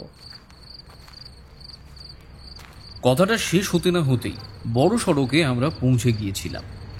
নির্জন পথে একটা ট্যাক্সি দেখা মাত্রই এলা হাঁক দিয়ে ওঠেন, ট্যাক্সি 17 নম্বর বসুপল্লী রোড।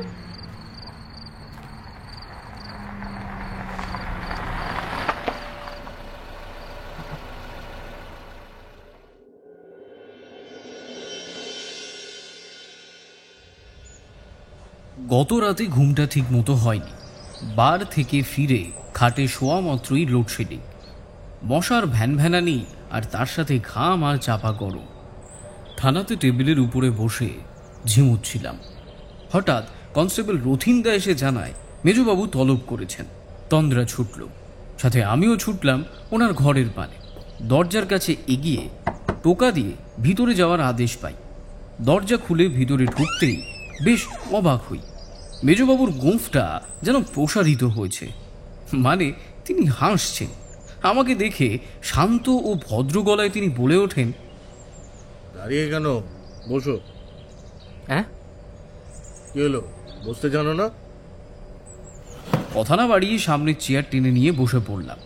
টেবিলের উপরে একটা ধূসর রঙের কভার ভাই, সেটা আমার দিকে এগিয়ে হাসি মুখে তিনি বলে ওঠেন, তোমার চৌধুরী ম্যাডামকে জানিয়ে দিও এটা জেলের রিপোর্ট। গত 2 বছরে জেলের ভিতরে গেছে ঠিকই, কিন্তু কোনো আসামি খালাস পায়নি। আর সাথে এটাও জানিও যে সবসময় ফাতনা মাছের ঠোকরেই নড়ে না, হাওয়াতেও নড়তে পারে। কোনো উত্তর না দিয়ে হাতে ফাইলটা নিয়ে চেয়ার ছেড়ে উঠতে যাব, এমন সময় উনি আবার বলে ওঠেন, সে কি, উঠছো কোথায়? আমি বলেছি উঠতে। টেবিলে ফাইলের কাজ পড়ে আছে। তোমার কাজ সম্পর্কে আমি জানি। সকাল 7টাতেও যদি তোমার টেবিলে ফাইল দেওয়া হয়, সেই ফাইল আমার কাছে একেবারে শেষ মুহূর্তেই আসবে। ওটার চাকরি, উড়ার কদ্দু। যাকে কাজের কথায় আসি, কাল রাতে স্টারবারে গিয়ে কি কি জানতে পারলে? কথাটা শুনে আমি বেশ থতমত খাই।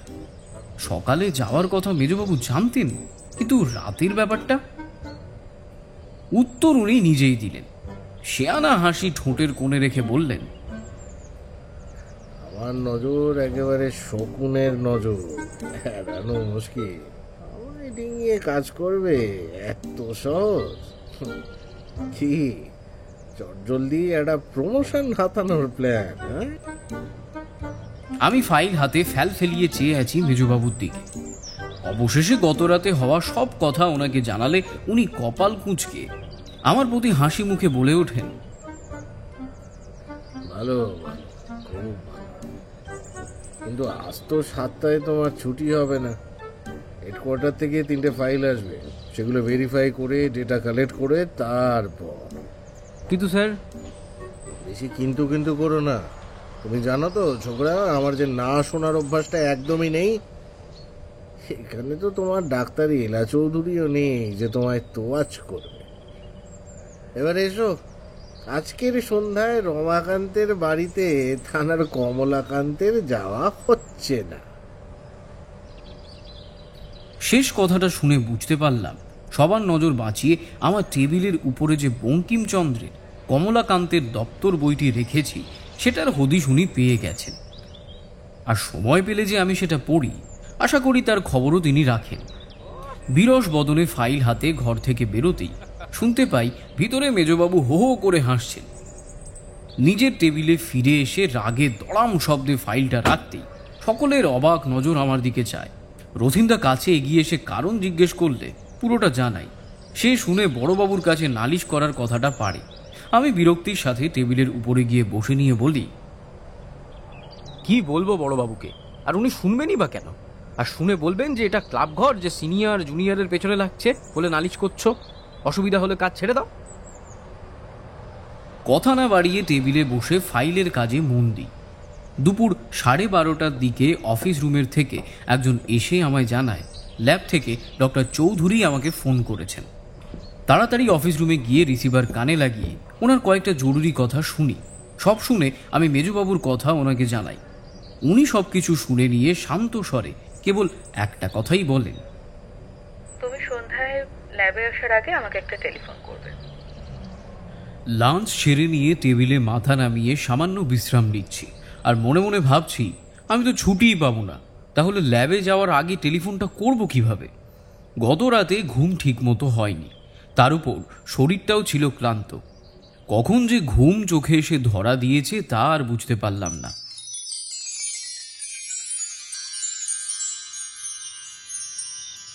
গভীর রাত, শুনতে পেলাম টাউন ক্লকের ঢং করে একটা শব্দ।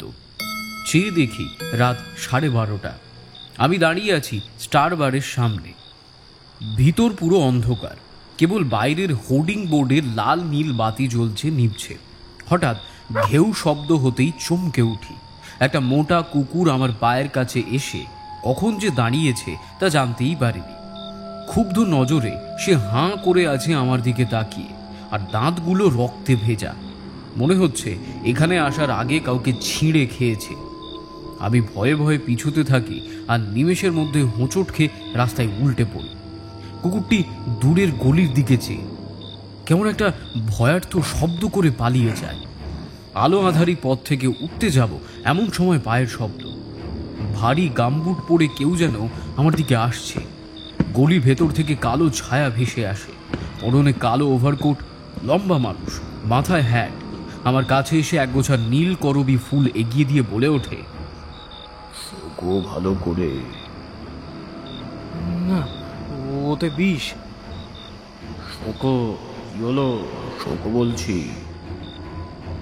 বলে নিয়ে আমাকে জোর করে ফোল শোকাতে গেলে আমি তীব্র বেগে খুনির গলা চিপে ধরে আর কানে ভেসে এলো মেজুবাবুর স্বর, মরে গেলাম রে, উনি বাবারি, উনি বাবারি। ধর্মড়িয়ে ঘোর কাটতেই দেখি নিজের টেবিলে মেজুবাবুর ডান হাতের কবজি আমি 2 হাতে চেপে ধরে আছি, আর আমার হাত ছাড়ানোর জন্য আরো 2জন অফিসার। বুঝলাম এতক্ষণ দিবা স্বপ্ন দেখছিলাম।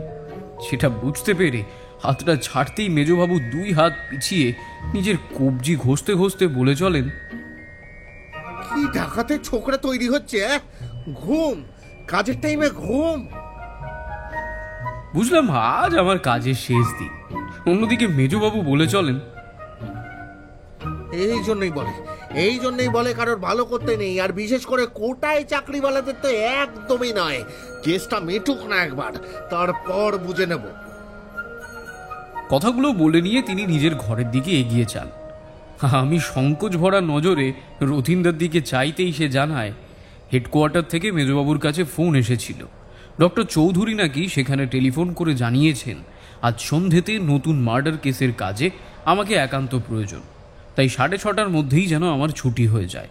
সেই খবরটাই স্বয়ং মেজবাবু জানাতে আসে, আর ওই মুহূর্তে আমি আক্রমণ করে বসি।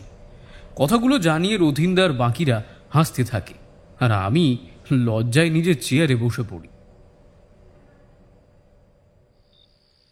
কথা মতো সন্ধে 6:30টায় ল্যাবে টেলিফোন করে নিয়ে ল্যাবের উদ্দেশ্যে বেরিয়ে পড়ি। ট্যাক্সি ধরে পৌঁছতে সময় নিল মিনিট 7। মেন গেটেই দেখি এলা দাঁড়িয়ে। আমাকে ট্যাক্সি থেকে নামতে বারণ করে উনি নিজেই ট্যাক্সিতে উঠে গিয়ে ড্রাইভারকে একটা ঠিকানা বলে। ট্যাক্সিতে থাকাকালীন দুপুরের বিভীষিকাময় ঘটনাটা জানালে তিনি হেসে নিয়ে বলেন, আরও বিদেশি গোয়েন্দার গল্প পড়ো। কালো ওভারকোট, মাথায় হ্যাট, পায়ে গামবুট, এসব বাঙালি খুনিতে আসে না।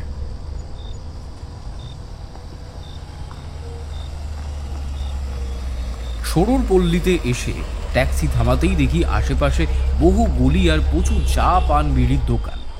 ট্যাক্সি থেকে নেমে ভাড়া মেটালে ট্যাক্সি চলে যায়।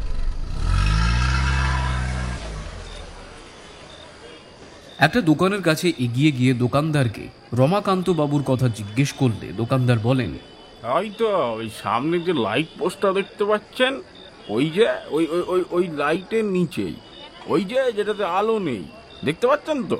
ওর পাশ দিয়ে যে রাস্তাটা ঢুকেছে, ওই রাস্তা ঢুকে 3 নম্বরের দোতলা বাড়িটা।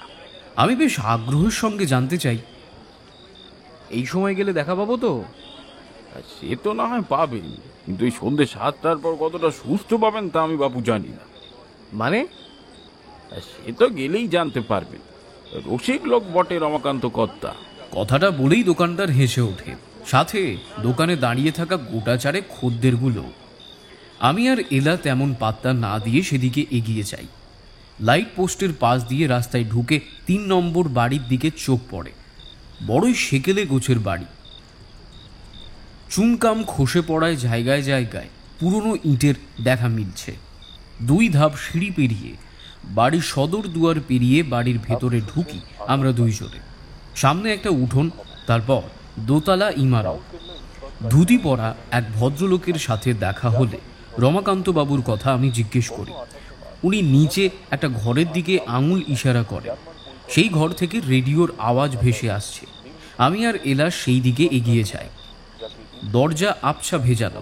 আমি সামান্য গলা ঝেড়ে নিয়ে বলি, রমাকান্ত বাবু আছেন? জিজ্ঞেস করতে এক অদ্ভুত নেশালো স্বর ঘর থেকে বেরিয়ে আসে। বাবা, কপাট খোলা আছে, চলে এসো। গৃহকর্তার শব্দ শুনে দরজার পাল্লা খুলে ঘরের ভিতরে ঢুকতেই এলা সামান্য লজ্জা পায়, আর আমার চক্ষু চড়ক কাজ। ঘরটি ছোটখাটো হলেও অফিস রুমের মতো। 3টে কাঠের আলমারি, একটা বড় শেলফ, আর তার উপরে রেডিও বাজছে। ঘরের মাঝখানে একটা কাঠের টেবিল আর গোটা চারেক চেয়ার। ঘরের পশ্চিম প্রান্ত ঘেঁষা একটা চৌকি। চেয়ারে বসে রয়েছেন গৃহস্বামী শ্রী রমাকান্ত লাহিড়ী। তার টেবিলের উপরে রয়েছে একটা বোতল, সাথে একটা কাঁচের গ্লাস। রমাকান্ত লাহিড়ীর বয়স 60-62 তো হবেই। চিপচিপে চেহারা, মাথার চুল কাঁচা পাকা, গোঁফটাও সুন্দর করে ছাঁটা। যৌবনে ব্যক্তি যে সুপুরুষ ছিল সেটা বলার অবকাশ রাখে না। আমাদের দেখেই খিক খিক শব্দে হেসে নিয়ে নেশা ভরা কণ্ঠে বলে ওঠেন, আপনারা কে বাবা? আমার দুয়ারে কেন ভাই? তোমরা কি দেবদূত? আমি বেশ অস্বস্তিতে পড়ি।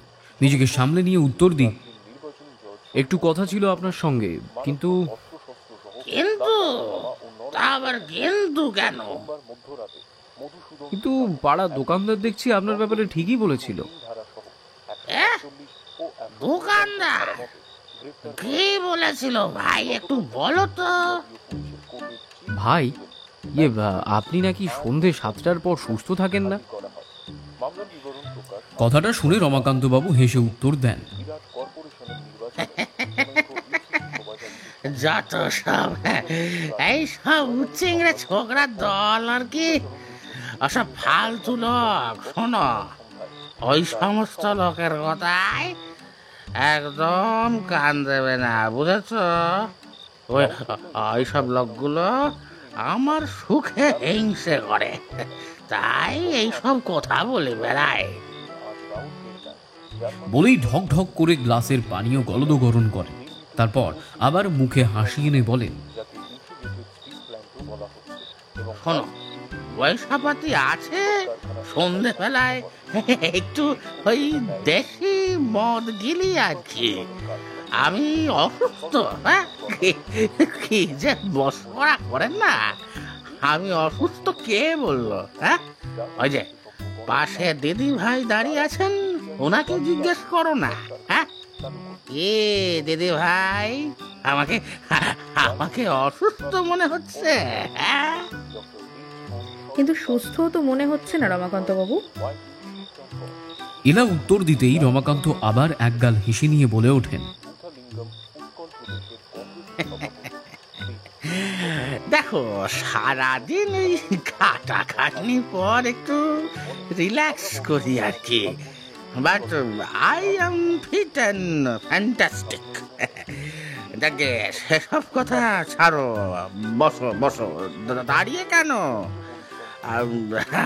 আপনাদের চলে নাকি একটু একটা বোতল বার করবো? বহুদিন পর এই সময় আবার আমার সাথে সঙ্গ দিতে লোকজন এসেছে আর কি। না না, আমরা এসব খাই না। খাই না? কেন মাইরি দেখা সাহায্য ভাই, বলো তো? হ্যাঁ, খাই না মানে কি? এই এই প্রথম মুখ দেখেই আমি বুঝতে পেরেছি।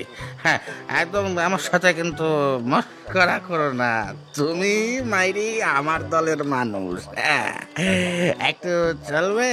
হ্যাঁ, কথাটা বলতেই এলা কটমটিয়ে আমার দিকে তাকায়।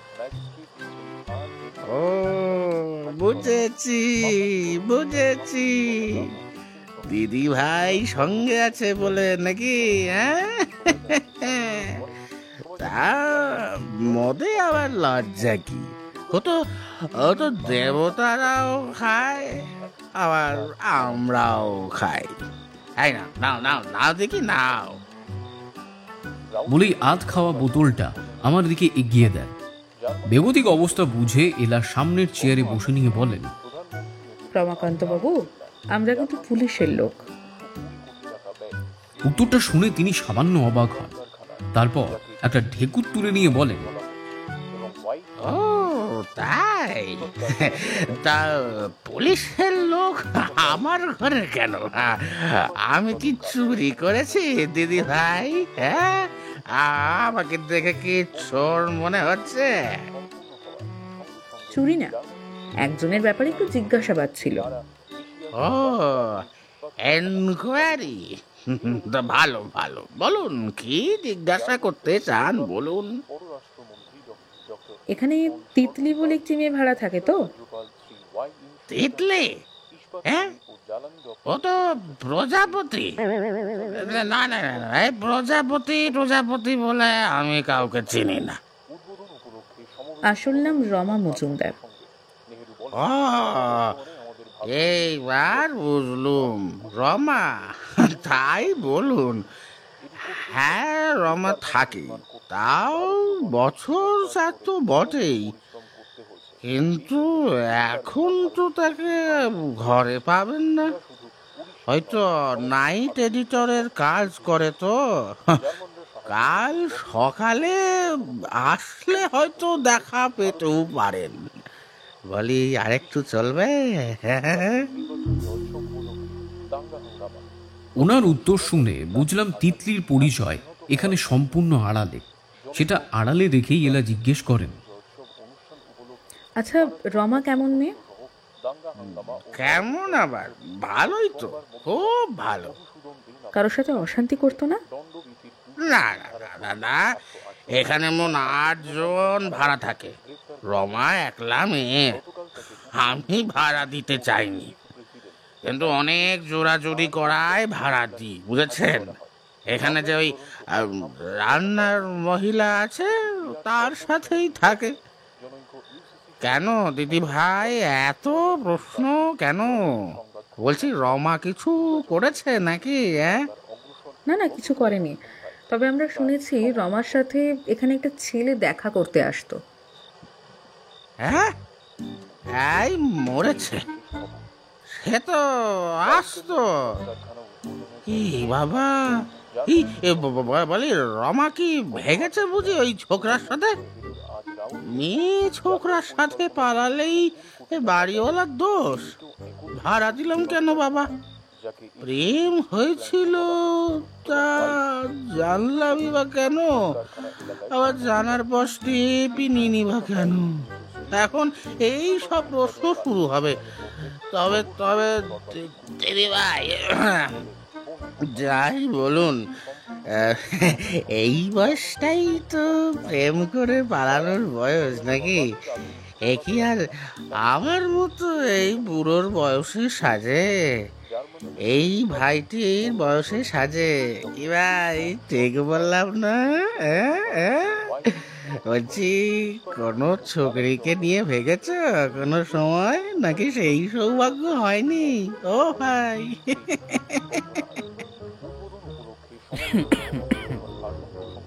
মুহূর্তের মধ্যে আমি থতমত খেয়ে কেসে উঠি। অন্যদিকে এলা বলেন,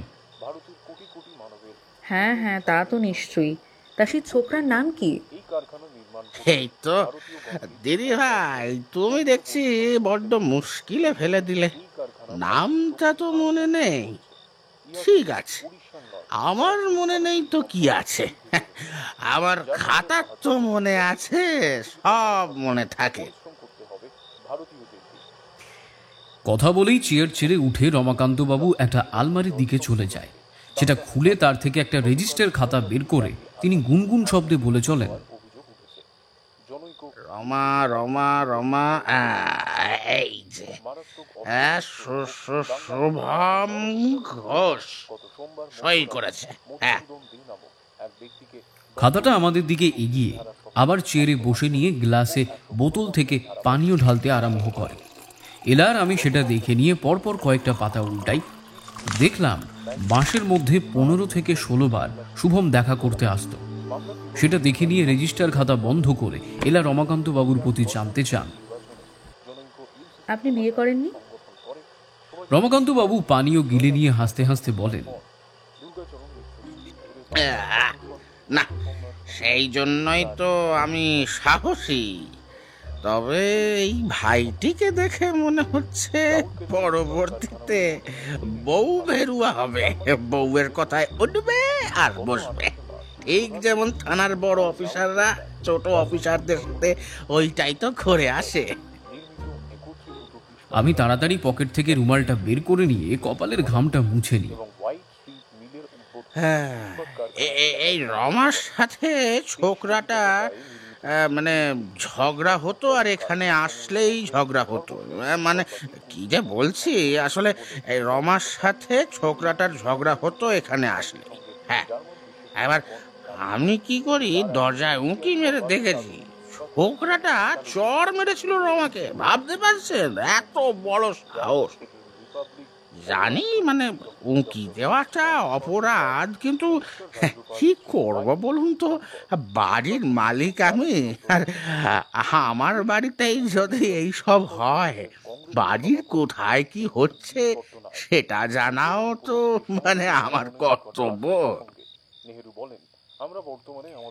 অন্যদিকে এলা চেয়ার ছেড়ে উঠে দাঁড়াতেই রমাকান্তবাবু ব্যস্ত হয়ে পড়ে বলেন, দিদি ভাই চললেন নাকি? হ্যাঁ রমাকান্ত বাবু, আপনাকে খানিক বিরক্ত করে গেলাম অসময়। না না না না, দরকার বললে আবার আসবেন, তবে সন্ধ্যে 7টার পর। হ্যাঁ, তা বলি সত্যি খাবেন না? মানে খেলে একটু জমে যেত আর কি। না না রমাকান্ত বাবু, আজ থাক, অন্যদিন। ঠিক আছে ঠিক আছে। এটুকু বলে তিনি আবার চেয়ার ছেড়ে উঠে গিয়ে একটা কাঠের আলমারি খুলে তার থেকে সিল করা আর একটা বোতল বের করে নিয়ে আমাদের দিকে এগিয়ে বলে, তবে এইটা ভাইয়ের জন্য গিফটই। হ্যাঁ, রাস্তায় যেতে যেতে খেয়ে নিও, বুঝলে? প্রথমবার চৌকাঠে এলে খালি মুখে ফেরত যাবে। আরে নাও নাও, অত লজ্জা পেও না তো, যত নাও। আমি লজ্জায় সেটা থেকে নিজেকে ছাড়াতেই রমাকান্ত বাবু ফিক ফিক করে হেসে বোতলটি বগল দাবা করে চেয়ারে বসে পড়েন। তারপর গুনগুনিয়ে শ্যামা সঙ্গীত গাইতে আরম্ভ করেন। আমারও চেতনা চৈতন্য করে দেবা চৈতন্যময়ী, আমার চেতনা চৈতন্য করে দেবা চৈতন্যময়ী।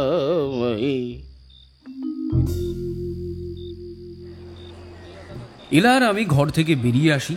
রাস্তায় বেরিয়ে এলা আমার দিকে তাকিয়ে বলে ওঠেন, বুড়ো যাতে মাতাল, তাহলে কিন্তু ঠিক কেন? না, তোমাকে এক ধাক্কায় চিনলো, রতনে রতন চিনে, যেটা আমিও কিন্তু ধরতে পারিনি। আমি আর কোনো উত্তর দিলাম না।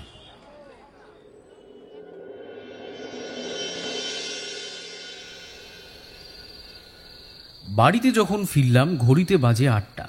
পঞ্চু চা জল খাবার বহুক্ষণ আগেই দিয়ে গেছে। আমি পোশাক বদলে মুখ হাত পা ধুয়ে যখন বসবার ঘরে আসি, দেখি এলা বেতের সোফার উপরে বসে ফাইল পড়ছে। আমি কাছে এগিয়ে চায়ের কাপ হাতে তুলে নিয়ে তাতে চুমুক দিই। তারপর জিজ্ঞেস করি, কি পড়ছেন? শান্ত গলায় এলা উত্তর দেয়, 4 জন মুখ্য আরোপীর সাথে বসবো, তাই ভালো রকমভাবে তাদের জবানবন্দিগুলো পড়ে নিচ্ছি। আচ্ছা, এই নীলকরবী ফুল কি বাংলায় পাওয়া যায়? মানে রক্তকরবী পাওয়া যায় শুনেছি। বেশি পাওয়া যায় হলুদ করবী, তবে নীল করবী বেশি পাওয়া যায় দক্ষিণ ভারতে। নীল করবীতে বডি নীল হয় না, বিষকে প্রেস করতে হয় লাংসে। শীতের দেশে জানলার লোহার শিকে যেমন সাদা বরফ জমে থাকে, ঠিক তেমনি ফুসফুসের ব্রঙ্কিওলে সাদা আস্তরণ থাকে। আমার মনে হয় আগে ডক্টররা সেটা কাফ ভেবে এড়িয়ে গেছে। তখনই যদি ওটা পরীক্ষা করতো তাহলে বুঝতে পারতো যে ওটা কোন বিষ। প্রশ্ন হচ্ছে শুকানোর টেকনিক। করবী গাছের শুধু ফুল নয়, পুরো গাছটাই তীব্র বিষাক্ত। পাতা বা ডালকে শুকনো করে তার গুঁড়ো তৈরি করে যদি গোলাপ ফুলের ছড়িয়ে দিই তাহলে তো। আপনি কি এমনটাই অনুমান করছেন? অনুমান নয়, এটাই বিশ্বাস। এটা ছাড়া অন্য পদ্ধতি হয়নি। কারণ যদি খাওয়াতো তাহলে পাকস্থলীতেও সাদা আস্তরণ থাকতো। কই, সেটা তো আমি এই কেস দেখলাম না। আর এইবার বাড়ির মেয়েদের খুন, রমাকান্তবাবুর সুরাপান সব দেখে বারুণীর কথা মনে যাচ্ছে। বারুণী নামটা কেমন যেন কানে বাজলো। কোথায় যেন নামটা আমি শুনেছি, তাই অবাক হয়েই ওনার কাছে জানতে চাই, বারুণী নামটা শোনা শোনা লাগছে। সমুদ্রমন্থন মনে? ও হ্যাঁ, সমুদ্রমন্থনে মোট কটা দ্রব্য উঠেছিল? 14টা। কি বলতে পারবে? এই রে, চিন্তায় পড়ি। সামান্য হেসে নিয়ে উত্তর দিই, আগে সবকটা তো পারবো না, তবে ওই কামধেনু গাভী, পারিজাত বৃক্ষ, অপ্সরা, রম্ভা আর হচ্ছে না, অর্ডারে ভুল, পর পর বলতে হবে। আমি পারবো না। আমার উত্তর শুনে এলা হেসে নিয়ে ফাইলটা বন্ধ করে নিয়ে চায়ের কাপ হাতে তুলে নেয়। তাতে ছোট্ট একটা চুমুক দিয়ে নিয়ে বলে, কালকুট বিষ, কামধেনু গাভী, উচ্চৈশ্রবা ঘোড়া, অপ্সরা রম্ভা ও মেনকা, পারিজাত বৃক্ষ, কৌস্তভ মণি, সারঙ্গ ধনুক, ঐরাবত হাতি, চন্দ্রদেব, দেবী লক্ষ্মী, নর্তকী বারুণী, ঔষধি, চিকিৎসক ধন্বন্তরী, আর তার হাতেই ছিল 14 নম্বর অর্থাৎ অমৃত কলস। এই বারুণী উঠেছিল উৎকৃষ্ট মানের মদের পেয়ালা হাতে। এর কাজ নাচের মাধ্যমে মনোরঞ্জন করা আর মদ পান করানো। বারুণী তো বোধ হয় ওষুধদের কাছে যায়, তাই তো? নেশাতে তাদেরকে মদমত্ত করে রাখা, যেটা এখন ডান্স বার। কিন্তু এই কেসে দেখছি বারণীদের কি মন্থন করা হচ্ছে। দেখা যাক এই মন্থনে ঠিক কি কি সামগ্রী উঠে আসে।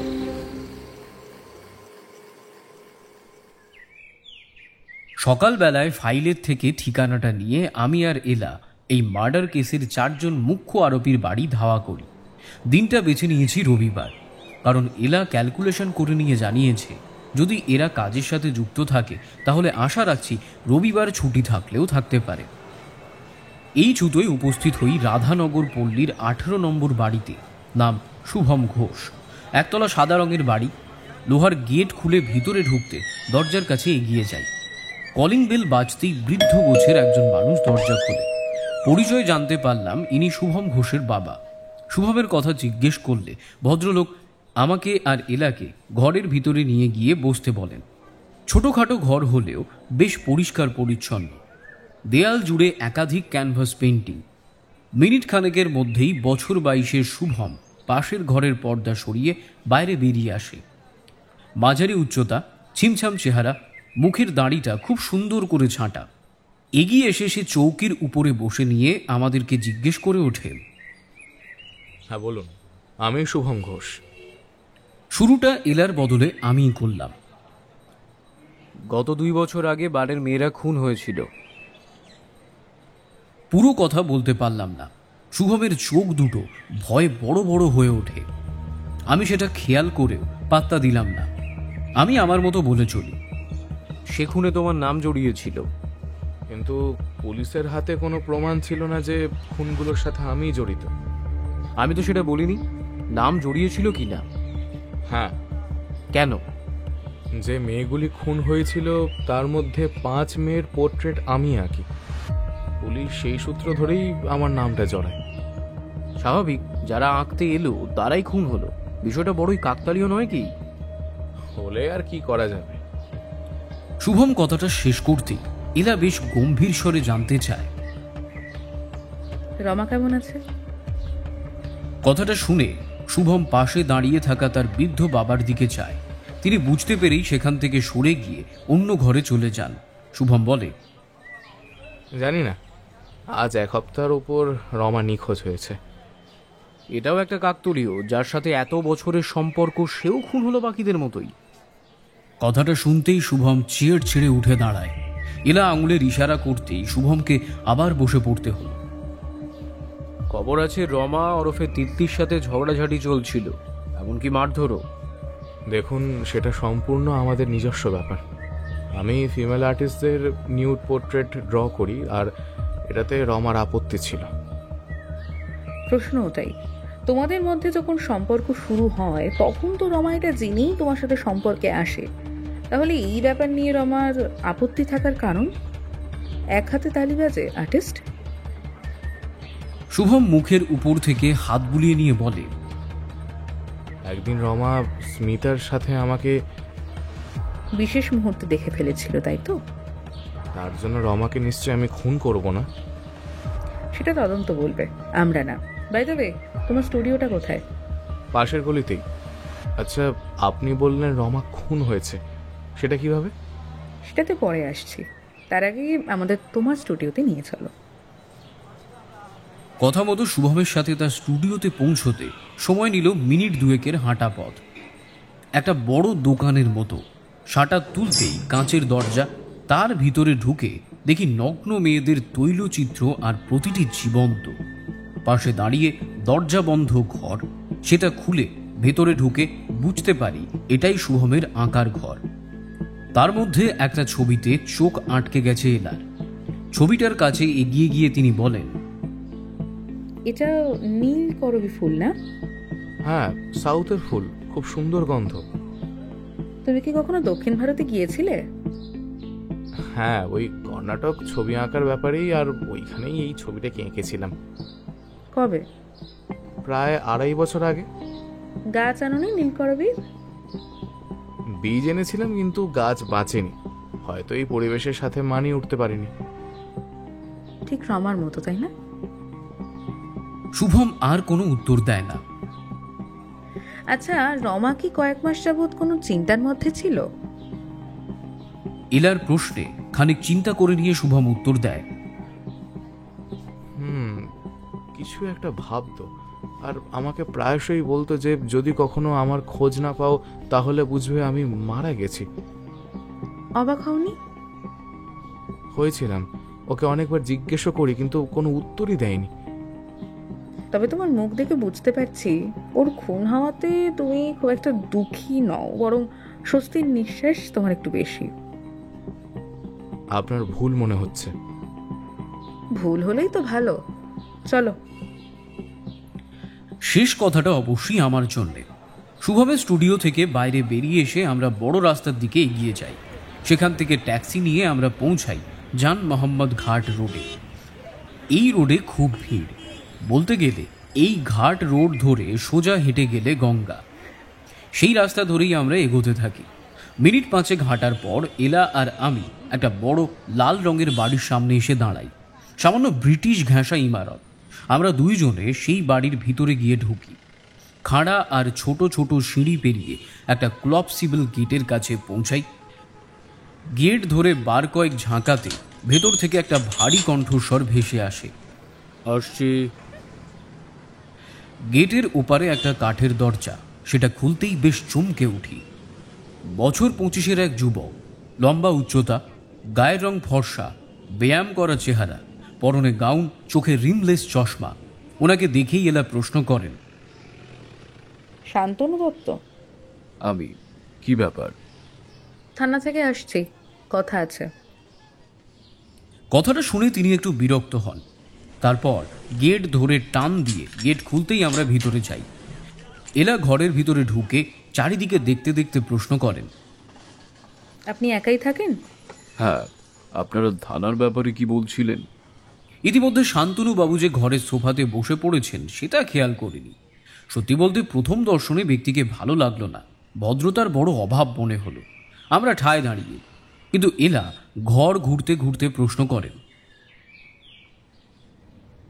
আচ্ছা, গত 2 বছর আগে বার গার্লরা খুন হচ্ছিল, আর তাতে আপনার নাম উঠে আসে, ঠিক। তা সেই জন্যই 2 বছর পর আবার কেস চাড়া দিয়ে উঠলো, নাকি খুনি ধরা পড়ল? দুটোই। সম্প্রতি স্টার বারের একটা মেয়ে খুন হয়েছে ওই একই পদ্ধতিতে। So sad. তো আপনারা পুলিশের লোক হয়েও ধরতে পারছেন না? চেষ্টা তো করছি শান্তনুবাবু। আসলে এই কেসটা স্টাডি করে আপনাকেই নির্দোষ মনে হলো, কারণ সেই সময় পুলিশ কিচ্ছু না পেয়ে আপনার ঘাড়ে সবটা চাপাতে চেয়েছিল। একদমই। আর সেটা আমি সেই সময় গণভাগ্য প্রেসে বলেও ছিলাম। ঘটনাটা ঠিক কি হয়েছিল বলবেন? বসুন আপনারা, দাঁড়িয়ে এত কথা শোনা যায় না। আমরা বাধ্যজনের মতো বসে পড়লাম সোফাতে। শান্তনুবাবু বলে চলেন, 2 বছর আগের ঘটনা। শিবরা প্রতিদিন বারে যেত আর রাত 2টোর মধ্যেই ফিরে আসতো, কিন্তু সেই শনিবারও ফেরে না। আমি বারের দিকেই যাই, ভাবলাম হয়তো কাজ বেশি। শেক্সপিয়ার সরণি পেরিয়ে লেকের রাস্তা ধরেছি, হঠাৎ একটা গোঙানির শব্দ আমার কানে আসে। হাতে টর্চ ছিল। লেকের ঝোপগুলোতে আলো ফেলতেই আমি চমকে উঠি, আর দেখি ঝোপের গোড়ার থেকে 2টো মেয়ের পা বেরিয়ে আছে। কাছে গিয়ে এগিয়ে দেখি ওটা শিপ্রা। মুখে অস্ফুট শব্দ করতে করতে শরীর পুরো ঠান্ডা। এমন সময় ওই রাস্তা দিয়ে নাইট পেট্রোল টিম পাস করছিল, আর তারাই আমাকে ধরে। সময় আমার খেয়াল নেই, তবে ভালোই রাত হবে। ওখানকার কথা বলছি না, বাড়ি থেকে কখন বেরোলেন শিপ্রার চিন্তায়? 2:15-20। আপনি নিজে একা কাজ করেন? সামান্য একটা ব্যবসা, পৈতৃক বাড়িটা আছে বলে রক্ষা, নইলে ভাড়া বাড়িতে উঠতে হতো। আচ্ছা, স্ত্রীর কাজ মেনে নিয়েছিলেন? অসুবিধা হয়েছিল, কিন্তু মানিয়ে নিয়েছিলাম। আপনাদের বিয়ে?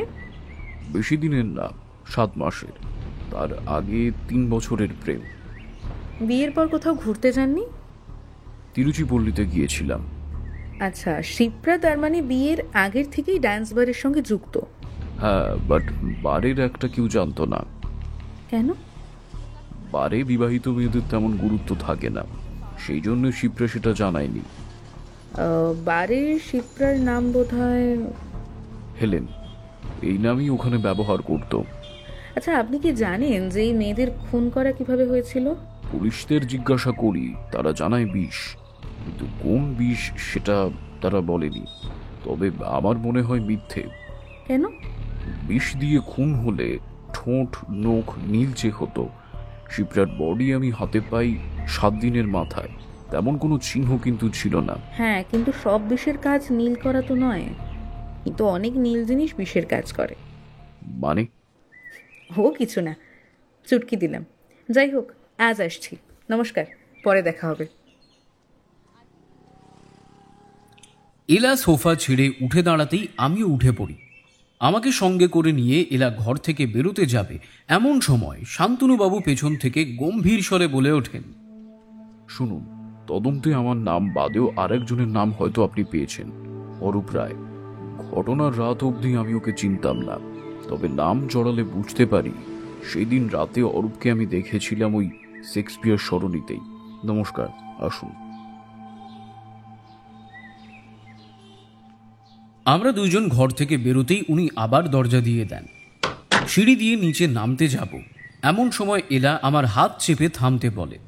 খুব সাবধানে এলা দরজায় কান পাতলে আমি সেই গহীর্ত কাজটা করি। ভিতরে শান্তনুবাবু বোধ হয় টেলিফোনে কারোর সাথে কথা বলছে, খুব ধীরে, তেমন ভালোভাবে শোনা যাচ্ছে না, শুধু শেষের কয়েকটা শব্দ শোনা গেল। রাতে দেখা হচ্ছে।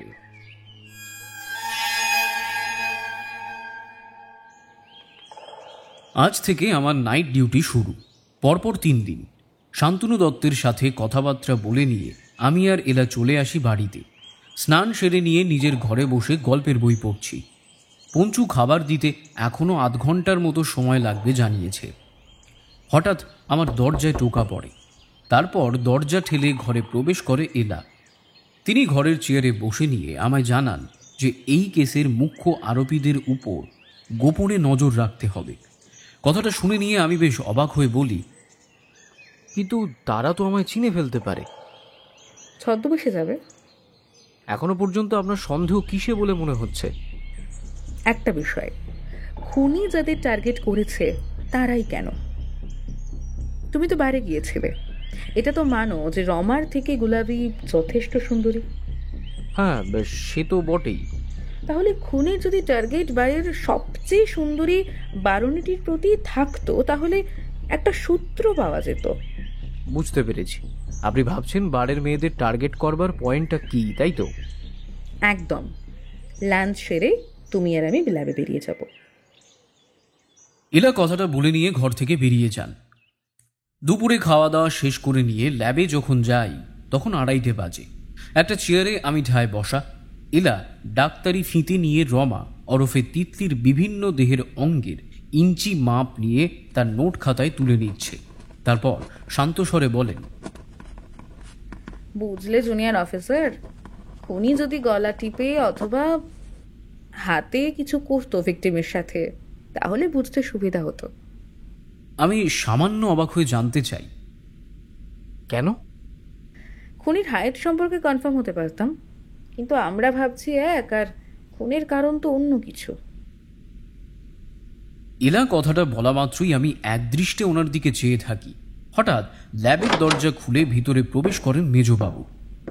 আমি ধর্মড়িয়ে দাঁড়িয়ে সেলুট দিতেই উনি অন্যদিকে মুখ ঘোরায়। কি ব্যাপার, একেবারে আমার বাড়িতে টেলিফোন করে ডেকে পাঠালে? মেজবাবু প্রশ্ন করলেই এলা নোট খাতা হাতে তুলে নিয়ে ওনার কাছে এগিয়ে এসে আরোপীদের ব্যাপারে কয়েকটা কথা বলেন। মেজবাবু সবটা শুনে নিয়ে বলেন, কিন্তু এখনো তো 2 জন বোধহয় বাকি, সৌভিক আর অরূপ। কিন্তু এই দুজনকে জেরা করতে আজ সন্ধ্যায় আপনি আর আপনার ওই যে প্রিয় জুনিয়র সে যাবে। কথাটা শোনা মাত্রই ঢোক গিলি। মেজবাবু আমার দিকে এক ঝলক দেখে নিয়ে এক প্রকার দুষ্টু হাসি হাসতেই আমি আরো ভয় পাই। নিশ্চয়ই আমাকে প্যাঁচে ফেলার ফন্দি আঁটছেন। তারপর এলার দিকে ঘুরে তিনি হাসি মুখে বলেন, বেশ, তুমি যখন বলছো তখন তো করতেই হবে। বাকি 2 জনের প্রতি কোন প্রশ্ন উত্তরগুলো খুব বেশি জরুরি সেগুলি এলা ওনাকে জানিয়ে দেন। মেজবাবু সবটা শুনে আমার প্রতি বলে ওঠেন, সন্ধ্যে 7টায় জিপ নিয়ে রেডি থেকো। আমি কেবল তাকিয়ে থাকি। উনি ল্যাব থেকে চলে যেতেই আমি বেশ বিরক্তির সাথে এলাকে বলি, আপনি মেজবাবুর সাথে আমাকে যেতে বললেন কেন? আপনি তো জানেন উনি আমায় সহ্য করতে পারেন না। তোমার বুদ্ধি দেখছি দিনে দিনে কমছে। সান্যাল বাবুর মতো জেরা কি আমি করতে পারি? এটা তো মানো। আর তোমায় পাঠাচ্ছি এই কারণেই যে যদি বেগতিক কিছু দেখো তাহলে সামাল দেবে। আরে আমার সাথে প্রথম দেখা যে কেসে, সেটা কি ভুলে গেছো? আর আমি তো যাবো আরেকজনের সাথে দেখা করতে। আমি আর কোনো তর্ক করলাম না। সন্ধেবেলায় জিপ নিয়ে মেজবাবুকে সাথে করে পৌঁছে যাই অরূপ রায়ের বাড়িতে। সে বাড়িতেই ছিল। আমাদের দুজনকে দেখা মাত্রই অরূপের ভিড়মি খাওয়ার দশা। বয়স 25-26-এর নিচে নয়, মাঝারি উচ্চতা, গায়ের রং শ্যামলা, কণ্ঠস্বর খুব পরিষ্কার, স্টেজের বক্তা হওয়ার জন্যে একদম পারফেক্ট। তার বসার ঘরে গিয়ে আমি আর মেজবাবু বসি। মেজবাবু প্রথম প্রশ্ন করে ওঠেন, শুনুন অরূপবাবু, গত 2 বছর আগে বারের যে মেয়েরা খুন হয়েছিল তাতে আপনাকে ধরা হয়েছিল। কিন্তু খুন তো আমি করিনি। যদি করতাম তাহলে জেলে থাকতাম, বাড়িতে না। বেশি ওভার স্মার্ট হওয়ার চেষ্টা করবেন না, আমার কথা কিন্তু এখনো শেষ হয়নি। বেশ, বলুন। ঠিক তেমনই ভাবে 2 বছর পরে আবার এক বার গার্ল খুন হয়েছে। ও, তা সেখানেও বুঝি আমাকেই দেখা গেছে? না, দেখা যায়নি, তবে সন্দেহ আছে। সন্দেহটা কি? সন্দেহটা হলো গতবারের খুনগুলোতে খুনের লোকেশনে আপনাকে দেখা গিয়েছিল।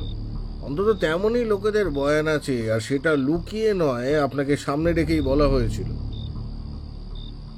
তাহলে এটাও জানেন নিশ্চয়ই, তারা যখন এই বয়ানটা দিয়েছিল তখন আমি হ্যাঁ বলেছিলাম, না বলিনি। তাতে কি প্রমাণ হয় অরূপবাবু? আপনি সাধু?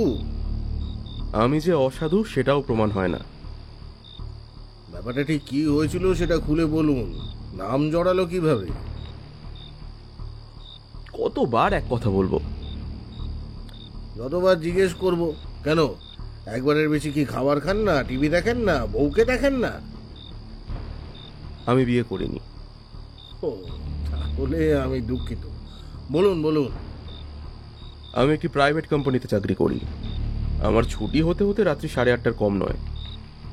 যেদিন যেদিন খুব রাত হয়ে গিয়েছিল সেদিন স্টেশন থেকে আমি কোনো যানবাহনও পাইনি, তাই হেঁটে পথ চলতে হয়েছে। আমি যেমন রাত করে ফিরেছিলাম, সেই সময় যারা আমাকে স্পটে দেখেছে তারাও কাজ সেরেই ফিরছিল। তাহলে যে আরোপটা আমার ঘাড়ে এলো সেটা তাদের ঘাড়ে পড়লো না কেন? আর পোস্টমর্টেম রিপোর্ট বলছে খুন হয়েছে রাত 12টা থেকে 2টোর মধ্যে, আর আমায় তারা দেখেছে রাত 10:30টায়। তাহলে খুনগুলো করলাম কখন? মেজবাবু আর একটা প্রশ্ন করতে যাচ্ছিলেন, কিন্তু ফট করে অরূপের উদ্দেশ্যে আমি জিজ্ঞেস করে উঠি, কয়েকটা নীল ফুলের নাম বলুন তো আপনি। অরূপ আর মেজবাবু দুইজনেই বেশ অবাক হন। অরূপ সামান্য অবাক হয়ে জানতে চায় খুনের সাথে নীল ফুলের সম্পর্ক কি। আমি সামান্য হেসে নিয়ে উত্তর দিই, আগে তেমন কিছু না, ওই জাস্ট জেনারেল নলেজ। অবশেষে অরূপ বলে,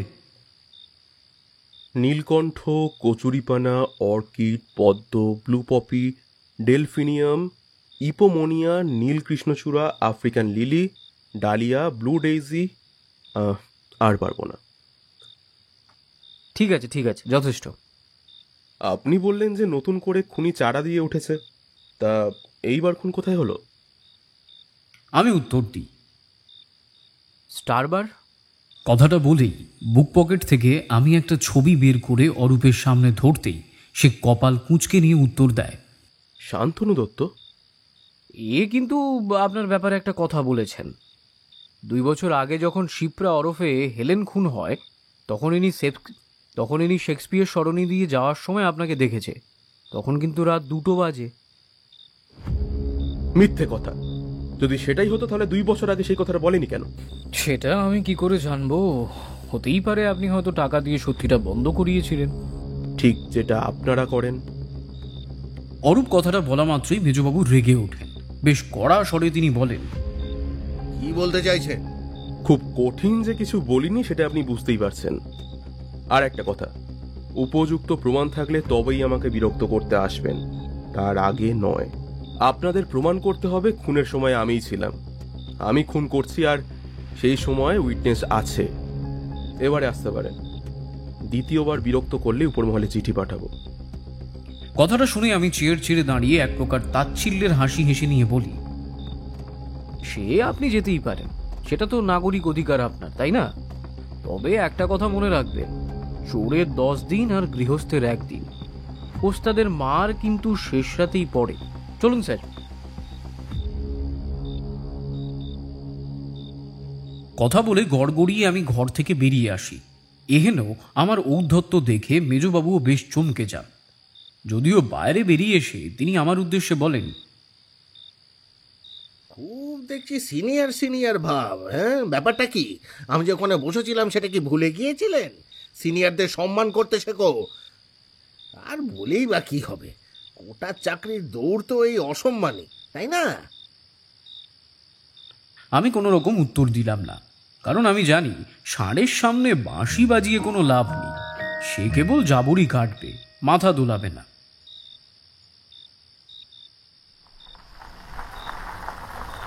জিপে উঠে আমরা পৌঁছে গেলাম সীমান্তনগরে। এইবারের মন্তব্য সৌভিক বসাক। তার সাথে কথোপকথন কি হলো সেটা তো ধারাবাহিকভাবে সকলে জানতে পারবেই। তার আগে এই সৌভিক বসাকের ব্যাপারে কিছু কথা না বলে পারছি না। সত্যি বলতে সৌভিককে মানুষ বললে ভুল বলা হবে। সবসময়ই একটা ছোট লোক মার্কা নজর।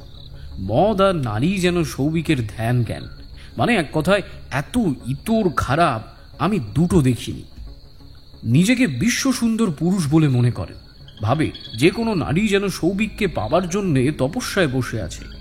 কৈলাস পাঠরানী উমা যেমন গিরিবাসিনী হয়ে চন্দ্রশেখরের তপ করেছিলেন, সৌভিক বসাক ভাবে সব নারী ওইভাবেই তাকে পাবে। আমরা যখন ওর বাড়িতে যাই, বাবু তখন নিজের বাড়িতে আর্ম চেয়ারে বসে মদ্যপানে ব্যস্ত।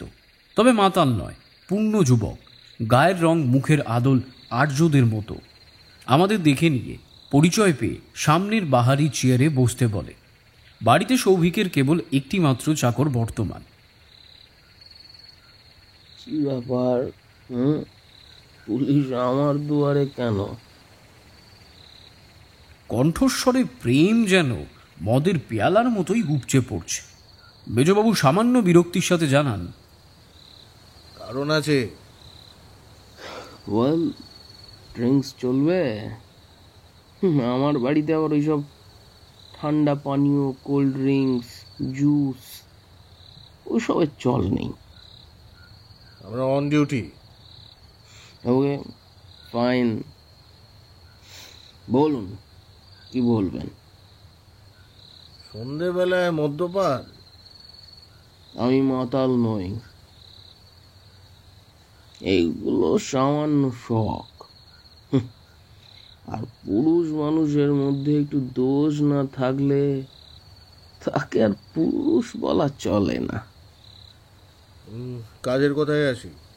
গত 2 বছর আগে যে বার গার্লরা খুন হচ্ছিল, আশা করি সেটা নেশার ঘরে ভুলে যাননি। আমি আগেও বলেছি আমি মাতাল নই। যাকে তো 2 বছর পর হঠাৎ, কারণ আবার খুন হয়েছে। তাহলে খুনির বাড়িতে যান, আমার বাড়িতে কেন? যদি বলি খুনগুলো আপনি করেছেন? মেজবাবুর মুখে কথা শুনে হাতের গ্লাসটা সামনে টেবিলের উপরে রেখে একটা দামি সিগারেট ধরিয়ে নেয় সৌভিক। তারপর ধোঁয়া ছেড়ে নিয়ে বলে,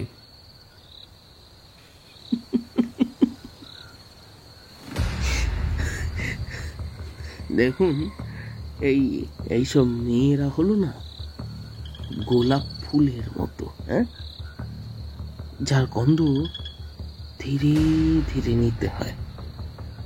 ওসব পায়ের তলায় মারিয়ে নয়। মেয়েদের চারিত্রিক বিষয়ে দেখছি খুব জ্ঞান। হ্যাঁ, সেটাই স্বাভাবিক। মেয়েরা আমাকে চায়, এতে আমি কি করতে পারি? এতক্ষণ আমি চুপ ছিলাম। কথাটা শুনে আর সহ্য হলো না, বলেই ফেললাম, তাই? কিন্তু বারের মেয়েরা তো আপনাকে পাত্তাই দিত না শুনেছি, টাকা পয়সা নিয়ে ঝামেলা। আসলে বারের মেয়েদের খাই বেশি। ডিল হলো 1 রাত 3,000 টাকা। আমি সেসব শুনতে চাই না। শুনতে হবে। জিজ্ঞাসাবাদ করতে এলে বিপরীত পক্ষের কথাটা শোনা একান্ত প্রয়োজন। ওকে, এবার আর মেয়েটিও রাজিও হলো। 1 রাত ফুর্তি করে নিয়ে সে পরের দিন সকালবেলায় বলল 3 নেব না, 4 নেব, 5 নেব। তখন তো ঝামেলা হবে। বিজনেস ট্রিট ইয়ার, বি পজিটিভ, সিম্পল। আর বারের মেয়েদের সাথে সেটাই হয়েছে। কিন্তু আমি যদি বলি বারের যে মেয়েরা আপনাকে পাত্তা দেয়নি তাদেরকে এই খিদে মেটানোর জন্যই আপনি খুন করেছেন, তাহলে আমি বলবো সৌভিক বসাক শিয়াল নয় যে মরা ঠান্ডা মাংসে মুখ দেবে। গরম মেয়েদের দেহ গরম না হলে আমার মুড আসে না। কিন্তু শহরে যে আপনার বদনাম আছে সেটা তো অস্বীকার করতে পারবেন না। বদনাম? বদনাম কার হয় না? হ্যাঁ, এই তোমার কথাই ধরো। আবার আমি কেন? না, যে এই আমার প্রতিবেশী তোমাকে আমার বাড়িতে আসতে দেখলো, তাতে তারা যদি এটা বলে, তোমাদের নামে বদনাম রটায় যে তোমরা সৌভিক বসাকের কাছে মেয়ে কিনতে এসেছো,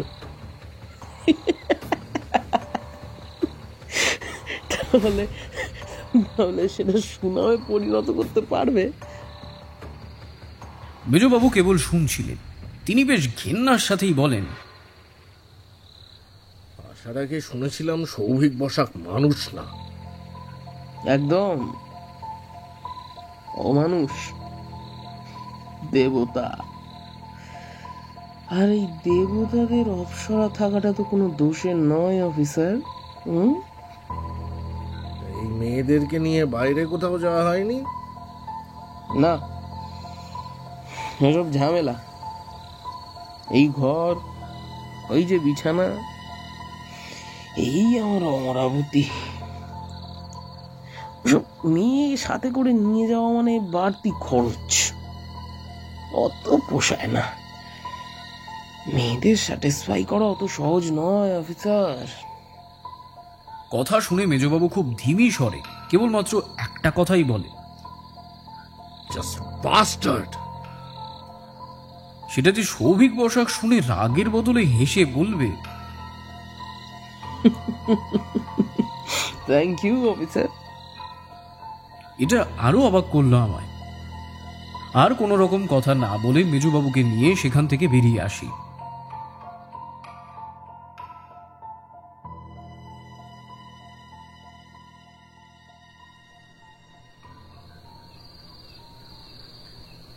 বাড়িতে ফিরে দেখি এলা মনের সুখে সোফায় বসে চা পান করছেন।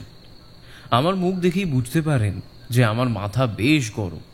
তিনি হেসে নিয়ে আমাকে 1 পেয়ালা চা খেতে বলেন, তাতে নাকি মাথা ঠান্ডা হবে। আমি চেয়ারে বসতেই তিনি রান্নাঘরের দিকে তাকিয়ে পঞ্চুকে আমার জন্য চা দিয়ে যেতে বলেন। পঞ্চুও আদেশ পেয়ে মিনিট খানেকের মধ্যেই আমার মুখের সামনে চা এনে হাজির করে।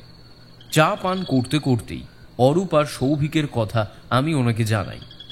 উনি শুনে তেমন কোনো চঞ্চল হলেন না, কেবল বললেন, মনে হচ্ছে খুনের আঁচটা সামান্য ধরতে পেরেছি। কি রকম? তোমরা তো অরূপ আর সৌভিকের বাড়িতে গেলে, আমি চলে গেলাম স্টার বারে। গুলাবির সাথে দেখা করতে? হ্যাঁ, একটা অদ্ভুত খবর জানলাম। রমা আর শিপ্রা একে অপরকে চিনত, কিন্তু বারটা আলাদা। গুলাবির কোঠার হাবভাবে বুঝলাম রমার সাথে শিপ্রা বাড়িতে দেখা করতে যেত। যেহেতু শিপ্রা স্টার বারে নয়, তাই সে খবরটা পায়নি। খবরের কাগজে সেই সময় শিপ্রার ছবিও বেরোয়নি। আজ আমার কাছে ছবি দেখে সে বলল, কি কথা হলো? যেটা হলো সেটা করতে 3 টাইম লাগবে, রিস্ক আছে। তবে তোমায় বলেছিলাম না ছদ্মবেশের প্রয়োজন? হ্যাঁ। সেটা কিন্তু কালকেই করতে হবে। বেশি দেরি করলে পাখি হুট করে ফসকে যেতে পারে। খুনি কে সেটা কি? তেমনভাবে না, মোটিভটা জানা দরকার। এই 4 জনের মধ্যেই? অবশ্যই। কাজটা কি? ইনফরমেশন।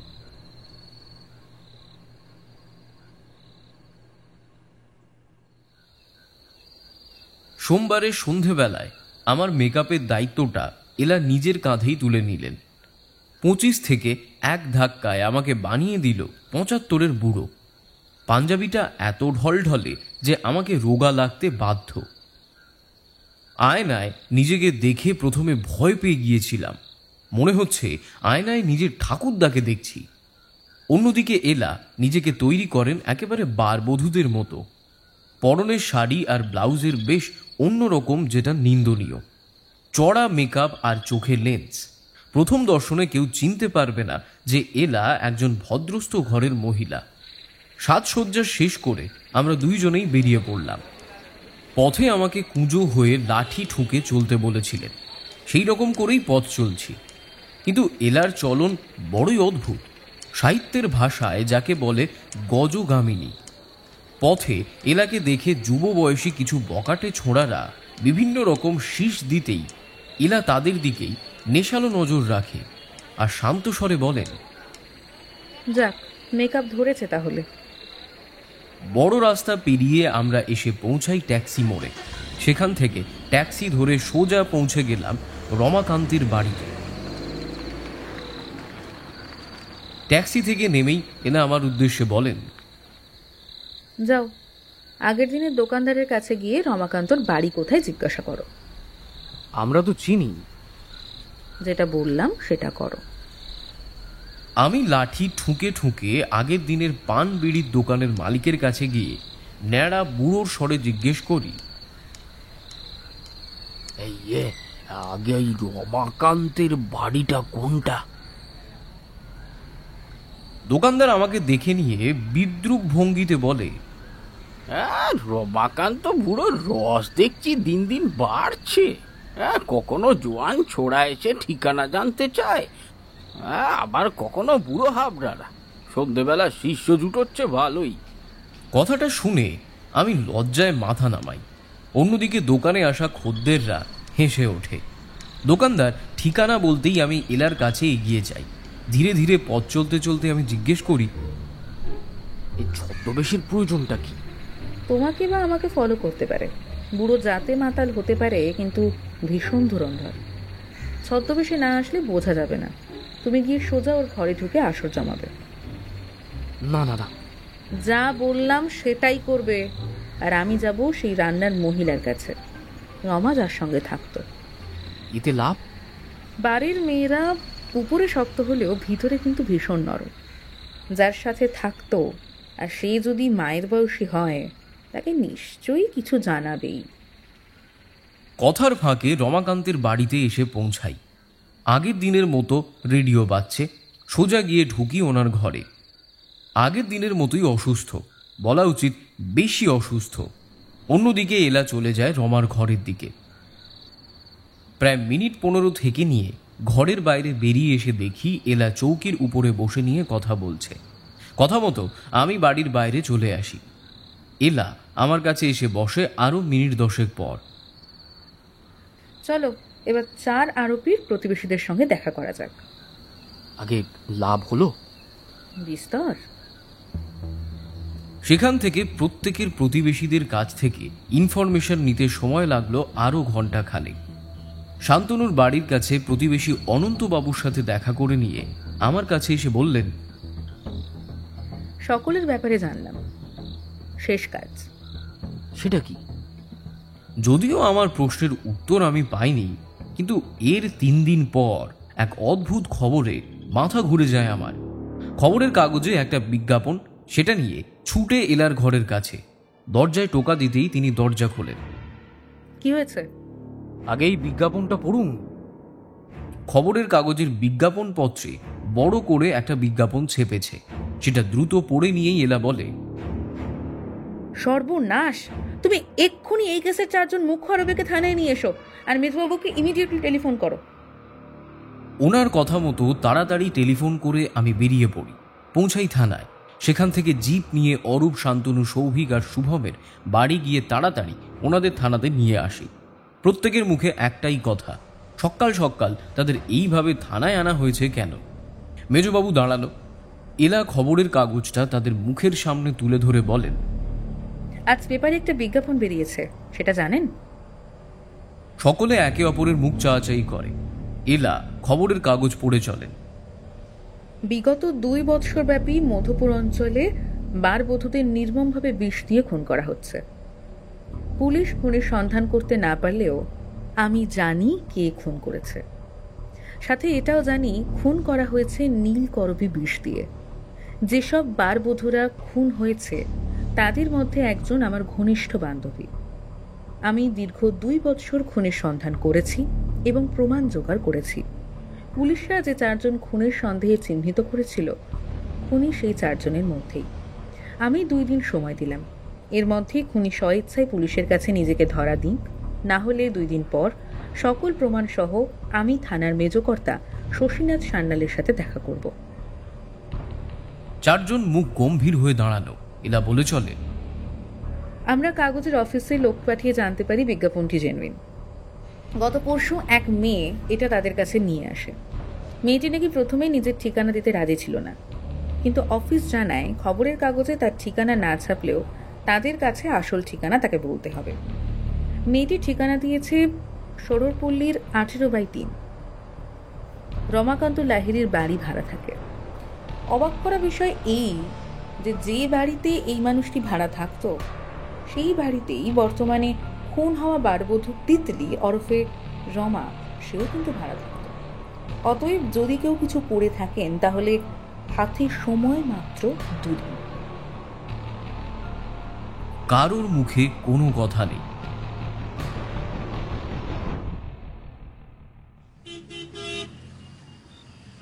রাতটা গভীর। এরা আমাকে আর মেজবাবুকে জানিয়ে রেখেছিল সন্ধে 7টার পর থেকে রমাকান্ত বাবুর গলিতে নজর রাখতে, প্রায় ভোর রাত পর্যন্ত। আমি আর মেজবাবু অন্ধকার গলিতে কালো পোশাক পরে নজর রেখেছি। মেজবাবু মশার কামড়ে আহ করছেন। আমি একটু রেগেই বলে উঠি, আরে কি করছেন, কি শান্ত হয়ে বসুন। দেখলাম ঘড়ি ধরে ঠিক 10টার সময় টলতে টলতে রমাকান্ত বাবু বাইরে এলেন। গুনগুনিয়ে গান গাইছে বুড়ো। সেখান থেকে তিনি আমাদের সামনে দিয়ে আবার চলেও গেলেন, কিন্তু আমাদের দেখতে পেলেন না। তিনি গেলেন সোজা সেই দোকানদারের পানের দোকানে। এই পান বানা। রসে বসেই ভালোই আছো রমাদা। তোর বাপের কি? হ্যাঁ, তোর বাপের টাকায় খাই? ওই রমাদা, একদম বাপ তুলে কথা বলবে না। বেশ করেছি, বেশ করেছি। পান বানা তাড়াতাড়ি। দেখলাম পান বানিয়ে রমাকান্ত বাবুর হাতে দিতেই তিনি সেটা মুখে পুড়ে চিবোতে চিবোতে পানের দাম মিটিয়ে আমাদের দিকে এগিয়ে আসে। আগের মতোই আমাদের পেরিয়ে গিয়ে বাড়িতে ঢুকতে যাবেন এমন সময় তিনি থমকে দাঁড়িয়ে পড়েন। মনে হলো কাউকে যেন দেখেছেন। আমি আর মেজবাবু খুব ভয়ে ভয়ে মুখ বাড়িয়ে দেখার চেষ্টা করি। দেখি এক থুতথুড়ে কুঁজো বুড়ো রমাকান্ত বাবুকে কিছু বলছেন। তিনি শুনে নিয়ে বাড়ির ভেতরে চলে গেলেন। আর অন্যজন বাড়ির সদর থেকে অন্ধকারের দিকে এগিয়ে আসে। দূর থেকে লক্ষ্য করলাম সদর দিয়ে হলদে সিল্কের শাড়ি পরা একটি মেয়ে ওই অন্ধকার গলির দিকে এগোচ্ছে। আমি আর মেজবাবু আলো বাঁচিয়ে এগোতে থাকি। এরা বারবার করে বলে দিয়েছে বেগতিক হলেই অ্যাটাক করতে। কাছে এগিয়ে দেখি মেয়েটির কণ্ঠস্বর, এত ভয় নিয়ে খুন করতে যাবার কি দরকার? প্রমাণ তো আমার হাতে আছেই। কথাটা শেষ হতেই হঠাৎ একটা শব্দ। মনে হলো জাপটে একজন অপরজনকে ধরেছে, আর মুহূর্তের মধ্যে একটা গুলির শব্দ। তাড়াতাড়ি টর্চের আলো ফেলতেই দেখি মেয়েটি রিভলভার হাতে দাঁড়িয়ে আর অন্যজন গলির ভেতর ছুট দিচ্ছে। আমরা এগোতে যাব এমন সময় ফট করে একটা কাঁচের বোতল ভাঙার শব্দ পেলাম। সেদিকে আলো ফেলতেই লক্ষ্য করি রমাকান্ত নিজের মদের বোতলের ভাঙা মুখ ধরে দাঁড়িয়ে আছে, আর বোতলের আঘাতে জ্ঞান হারিয়ে উপুর হয়ে খুনি শুয়ে আছে। আমার দুয়ারে এসে খুন করবে, মামদোবাজি পেয়েছে। বাবা, লাহেরি কর্তাকে চেনে না। আমাদের পাশে মেয়েটি এসে শান্ত স্বরে বলে ওঠে, বলেছিলাম না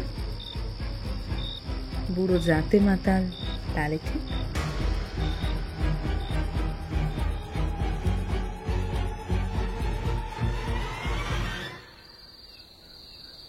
থানার ঘরেতে 4 জন আরোপি বসা। মেজবাবু চেয়ারে বসে, আমি পাশে দাঁড়িয়ে, সাথে 6 জন অফিসার। কিছুক্ষণের মধ্যে এরা মেকআপ তুলে নিয়ে ঘরের ভিতরে প্রবেশ করে। এসে বেশ গম্ভীরভাবে তিনি বলেন, প্রথমেই পুলিশ যেটা ভুল করেছিল সেই একই ভুল আমিও করেছিলাম, সিরিয়াল কিলার। কিন্তু খুনি এত কিছু সাজিয়ে খুন করলেও যেটা বেসিক সেটাই করেনি। সেটা হলো কমন লিঙ্ক। প্রতিটা সিরিয়াল কিলারের একটা কমন প্যাটার্ন থাকবে, যেটা এই কেসে নেই। ফলে আমাকে ভাবতে বাধ্য করলো খুনি যে এটা আদেও সিরিয়াল কিলিং নাকি পুরোপুরি সাজানো। এমন সময় বহু বছর আগের আমেরিকার একটা মার্ডার কেসের কথা মনে পড়ে যায়।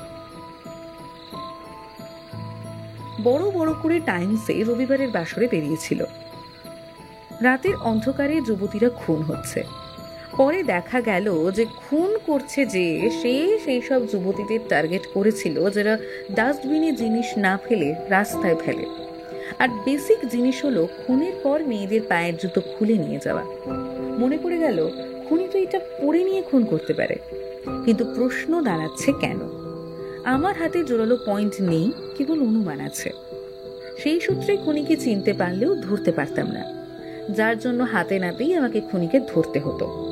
এবারে খুনি নিজেকে বুদ্ধিমান মনে করছে, সে ভাবছে একটাও প্রমাণ নেই, কিন্তু মনে মনে প্রত্যেকটা ঠান্ডা মাথার খুনির ভয় থাকে যে সে কোনো ক্লু ফেলে আসেনি তো। তাই আমি তুক্কা খেললাম, রটিয়ে দিলাম আমি খুনিকে চিনি। আমি জানতাম খুনি আমার মুখোমুখি হবেই, আর মুখোমুখি হলো। আর শান্তনু দত্ত নিজের থেকে এসেই ধরা দিলেন। কথাটা বলা মাত্রই বাকি 3 জন আরোপি তার দিকে চায়। এরা বলে চলেন, ওনার প্রতিবেশীর অনন্তবাবুর সাথে আমি দেখা করি। আসলে প্রদীপের তলা অন্ধকার, শান্তনু সেটা একেবারেই বুঝতে পারেনি। ওনার মুখে শোনা বিয়ের আগে থেকে শান্তনুর বাড়িতে শিপ্রার যাওয়া আসা ছিল। কোনোদিন কোনো রকম অশান্তি তিনি শুনতে পাননি। কিন্তু একদিন গভীর রাতে ওনার ঘুম ভাঙে আর উনি শান্তনুর ভারী কণ্ঠস্বর শুনতে পান। সেটা ধমকানো। সব কথা উনি শুনতে পাননি ঠিকই, কিন্তু এটা উনি বুঝতে পেরেছিলেন যে শিপ্রা এমন কোনো কাজ করেছে যেটা শান্তনু আগে জানতো না। শিপ্রা সেটা লুকিয়েছিল। বাকিটা কি আপনি বলবেন শান্তনুবাবু? এলার প্রশ্নে শান্তনুবাবু অন্যদিকে মুখ ঘোরায়। এলা বলেন, আমার মনে হচ্ছে সেটা হলো শিপ্রা যে বারবধূর কাজ করত সেটা উনি প্রথমে জানতেন না। সেটা জেনেছে বিয়ের পর। পরে জানার পর নিজেকে আর সামলে রাখতে পারেননি, কারণ শান্তনু ব্যবসা খুব একটা ভালো চলছিল না। শিপ্রা যদি বারের কাজ ছাড়ে তাহলে এই বাজারে সংসার চালানো দায়। এটা এমন একটা কাজ কোনো না কোনো সময় পরিচিত লোকের সামনে আসবেই। আর তখন সেই পরিচিত লোক যদি শান্তনুর সামনে গিয়ে বলে যে তোমার বউকে দেখলাম বারে নাচে, সেটা কি ওনার কাছে খুব একটা সম্মানজনক হতো? রাস্তা কি? রাস্তা একটাই, সরিয়ে দাও। কিন্তু এখানে একটা প্রসেস ব্যবহার করলেন। ভাবলেন খুন যদি করতেই হয় তাহলে সিরিয়াল বেসে করি, যার জেরে শিপ্রার খুনের পর খুনি 2 বছর আর সজাগ হননি। অতএব এর থেকে আমি পুরোপুরি ক্লিয়ার হলাম যে খুনির উদ্দেশ্য ছিল কেবল শিপ্রা। আমার ধারণা শিপ্রাকে খুন করা হয় বাড়িতেই। লাশ কোথায় রাখলে সিরিয়াল বেস ফলো হবে সেটার জন্য তিনি ওই রাতে শিপ্রার বডি সেখানে নিয়ে যান আর ডাম্প করবার সময় পেট্রোল টিন ধরে ফেলে। তারপর গল্প ফাঁদা। কিন্তু নীলকরবী ভুলে গেলে? তিরুপতির পুজোতে নীল করবি কিন্তু মাস্ট। আশীর্বাদক ফুল হিসাবে সেটা আনা যায়। বিষ যে হাতের গোড়ায়, সিম্পল। একটু পড়াশোনা করলেই জানা যায় কোন ফুল সাধারণ মনে হলেও তা বিষ। এবারে আসি এই বাড়ির খুনের কথায়। 2 বছর পর চারা দিয়ে কেন উঠল? কারণ হুমকি। রমা যে রান্নার মহিলার সাথে থাকতো তাকে শিপ্রার ছবি দেখাতেই উনি চিনতে পারেন। আর ওই বাড়িতে একমাত্র ওই মহিলাই জানতো রমা কোন কাজ করে। আমার ধারণা শিপ্রা এই কাজে এসেছিল রমার হাত ধরে। শিপ্রার সাথে যে শান্তনুর বিবাদ শুরু হয়েছে সেটা রমা জানত। রমা প্রথমে খেয়াল করেনি, পরে সে বুঝতে পেরেছিল বাকি মেয়ের খুন যেই করুক, শিপ্রার খুনই হয়তো তার স্বামী। শান্তনু বাবু, এবার যে আপনাকেই বাকিটা বলতে হবে।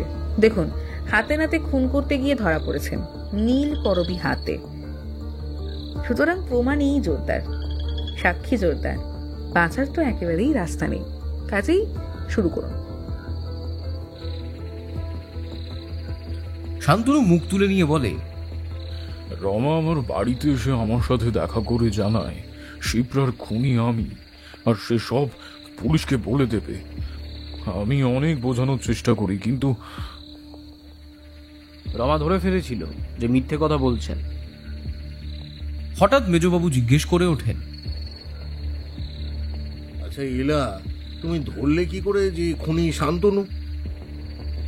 কারণ শান্তনুর বয়ান শিপ্রা কাজ করত ফ্লুরিশ বারে, আর শান্তনুর বাড়ি মোহাম্মদ ঘাট রোডে। যে পথটা মাত্র 3 মিনিটের, সেই পথে খোঁজ না করতে বেরিয়ে অন্ধকার রাস্তা শেক্সপিয়ার সরণি ধরে 20 মিনিটের পথ কেন? কারণ বডি নিয়ে যেতে অন্ধকার খুব প্রয়োজন, আর যদি দেখেও ফেলতো সেটার উত্তর তো তৈরি। শিপ্রা হঠাৎ অসুস্থ হয়ে পড়েছে, তাই হাসপাতালে যাচ্ছি, মাঝরাতে, তাই গাড়ি ঘোড়া নেই। পরে প্ল্যান করিয়ে নিয়ে নিজের উপরে হয়তো একটা ইচ্ছাকৃত অ্যাটাক করিয়ে নিত, বস্তা চাপা হিন্দি ফিল্মের স্টাইলে। সিনিয়র অফিসাররা এগোতে গেলে তিনি বেশ রেগে বলে ওঠেন, এই তোমরা কেন? তোমরা কি এই কেসে ছিলে? বলেই আমার দিকে তাকিয়ে আদেশের ভঙ্গিতে বলেন, নাও নাও, শুরু করো, যাও অ্যারেস্ট করো। তোমার হাতে না করালে বাইরে গিয়ে তো আমার নামে নিন্দে করবে। এই তোমাদের মতো মালগুলোকে আমার বড় ভয়। আমি অবাক হয়ে ভাবতে থাকি, প্রশংসা করলেন নাকি গালি?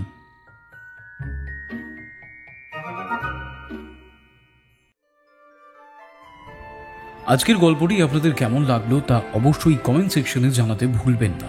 আর ভালো লাগলে অবশ্যই আমাদের চ্যানেলটিকে সাবস্ক্রাইব করে পাশের বেল নোটিফিকেশনটি অল করে দেবেন, যাতে সমস্ত গল্পের আপডেটস সবার আগে আসতে পারে। একটা বিশেষ ঘোষণা, এর পরেই আসছে আপনাদের সকলের প্রিয় চরিত্র ডিটেকটিভ দামিনী।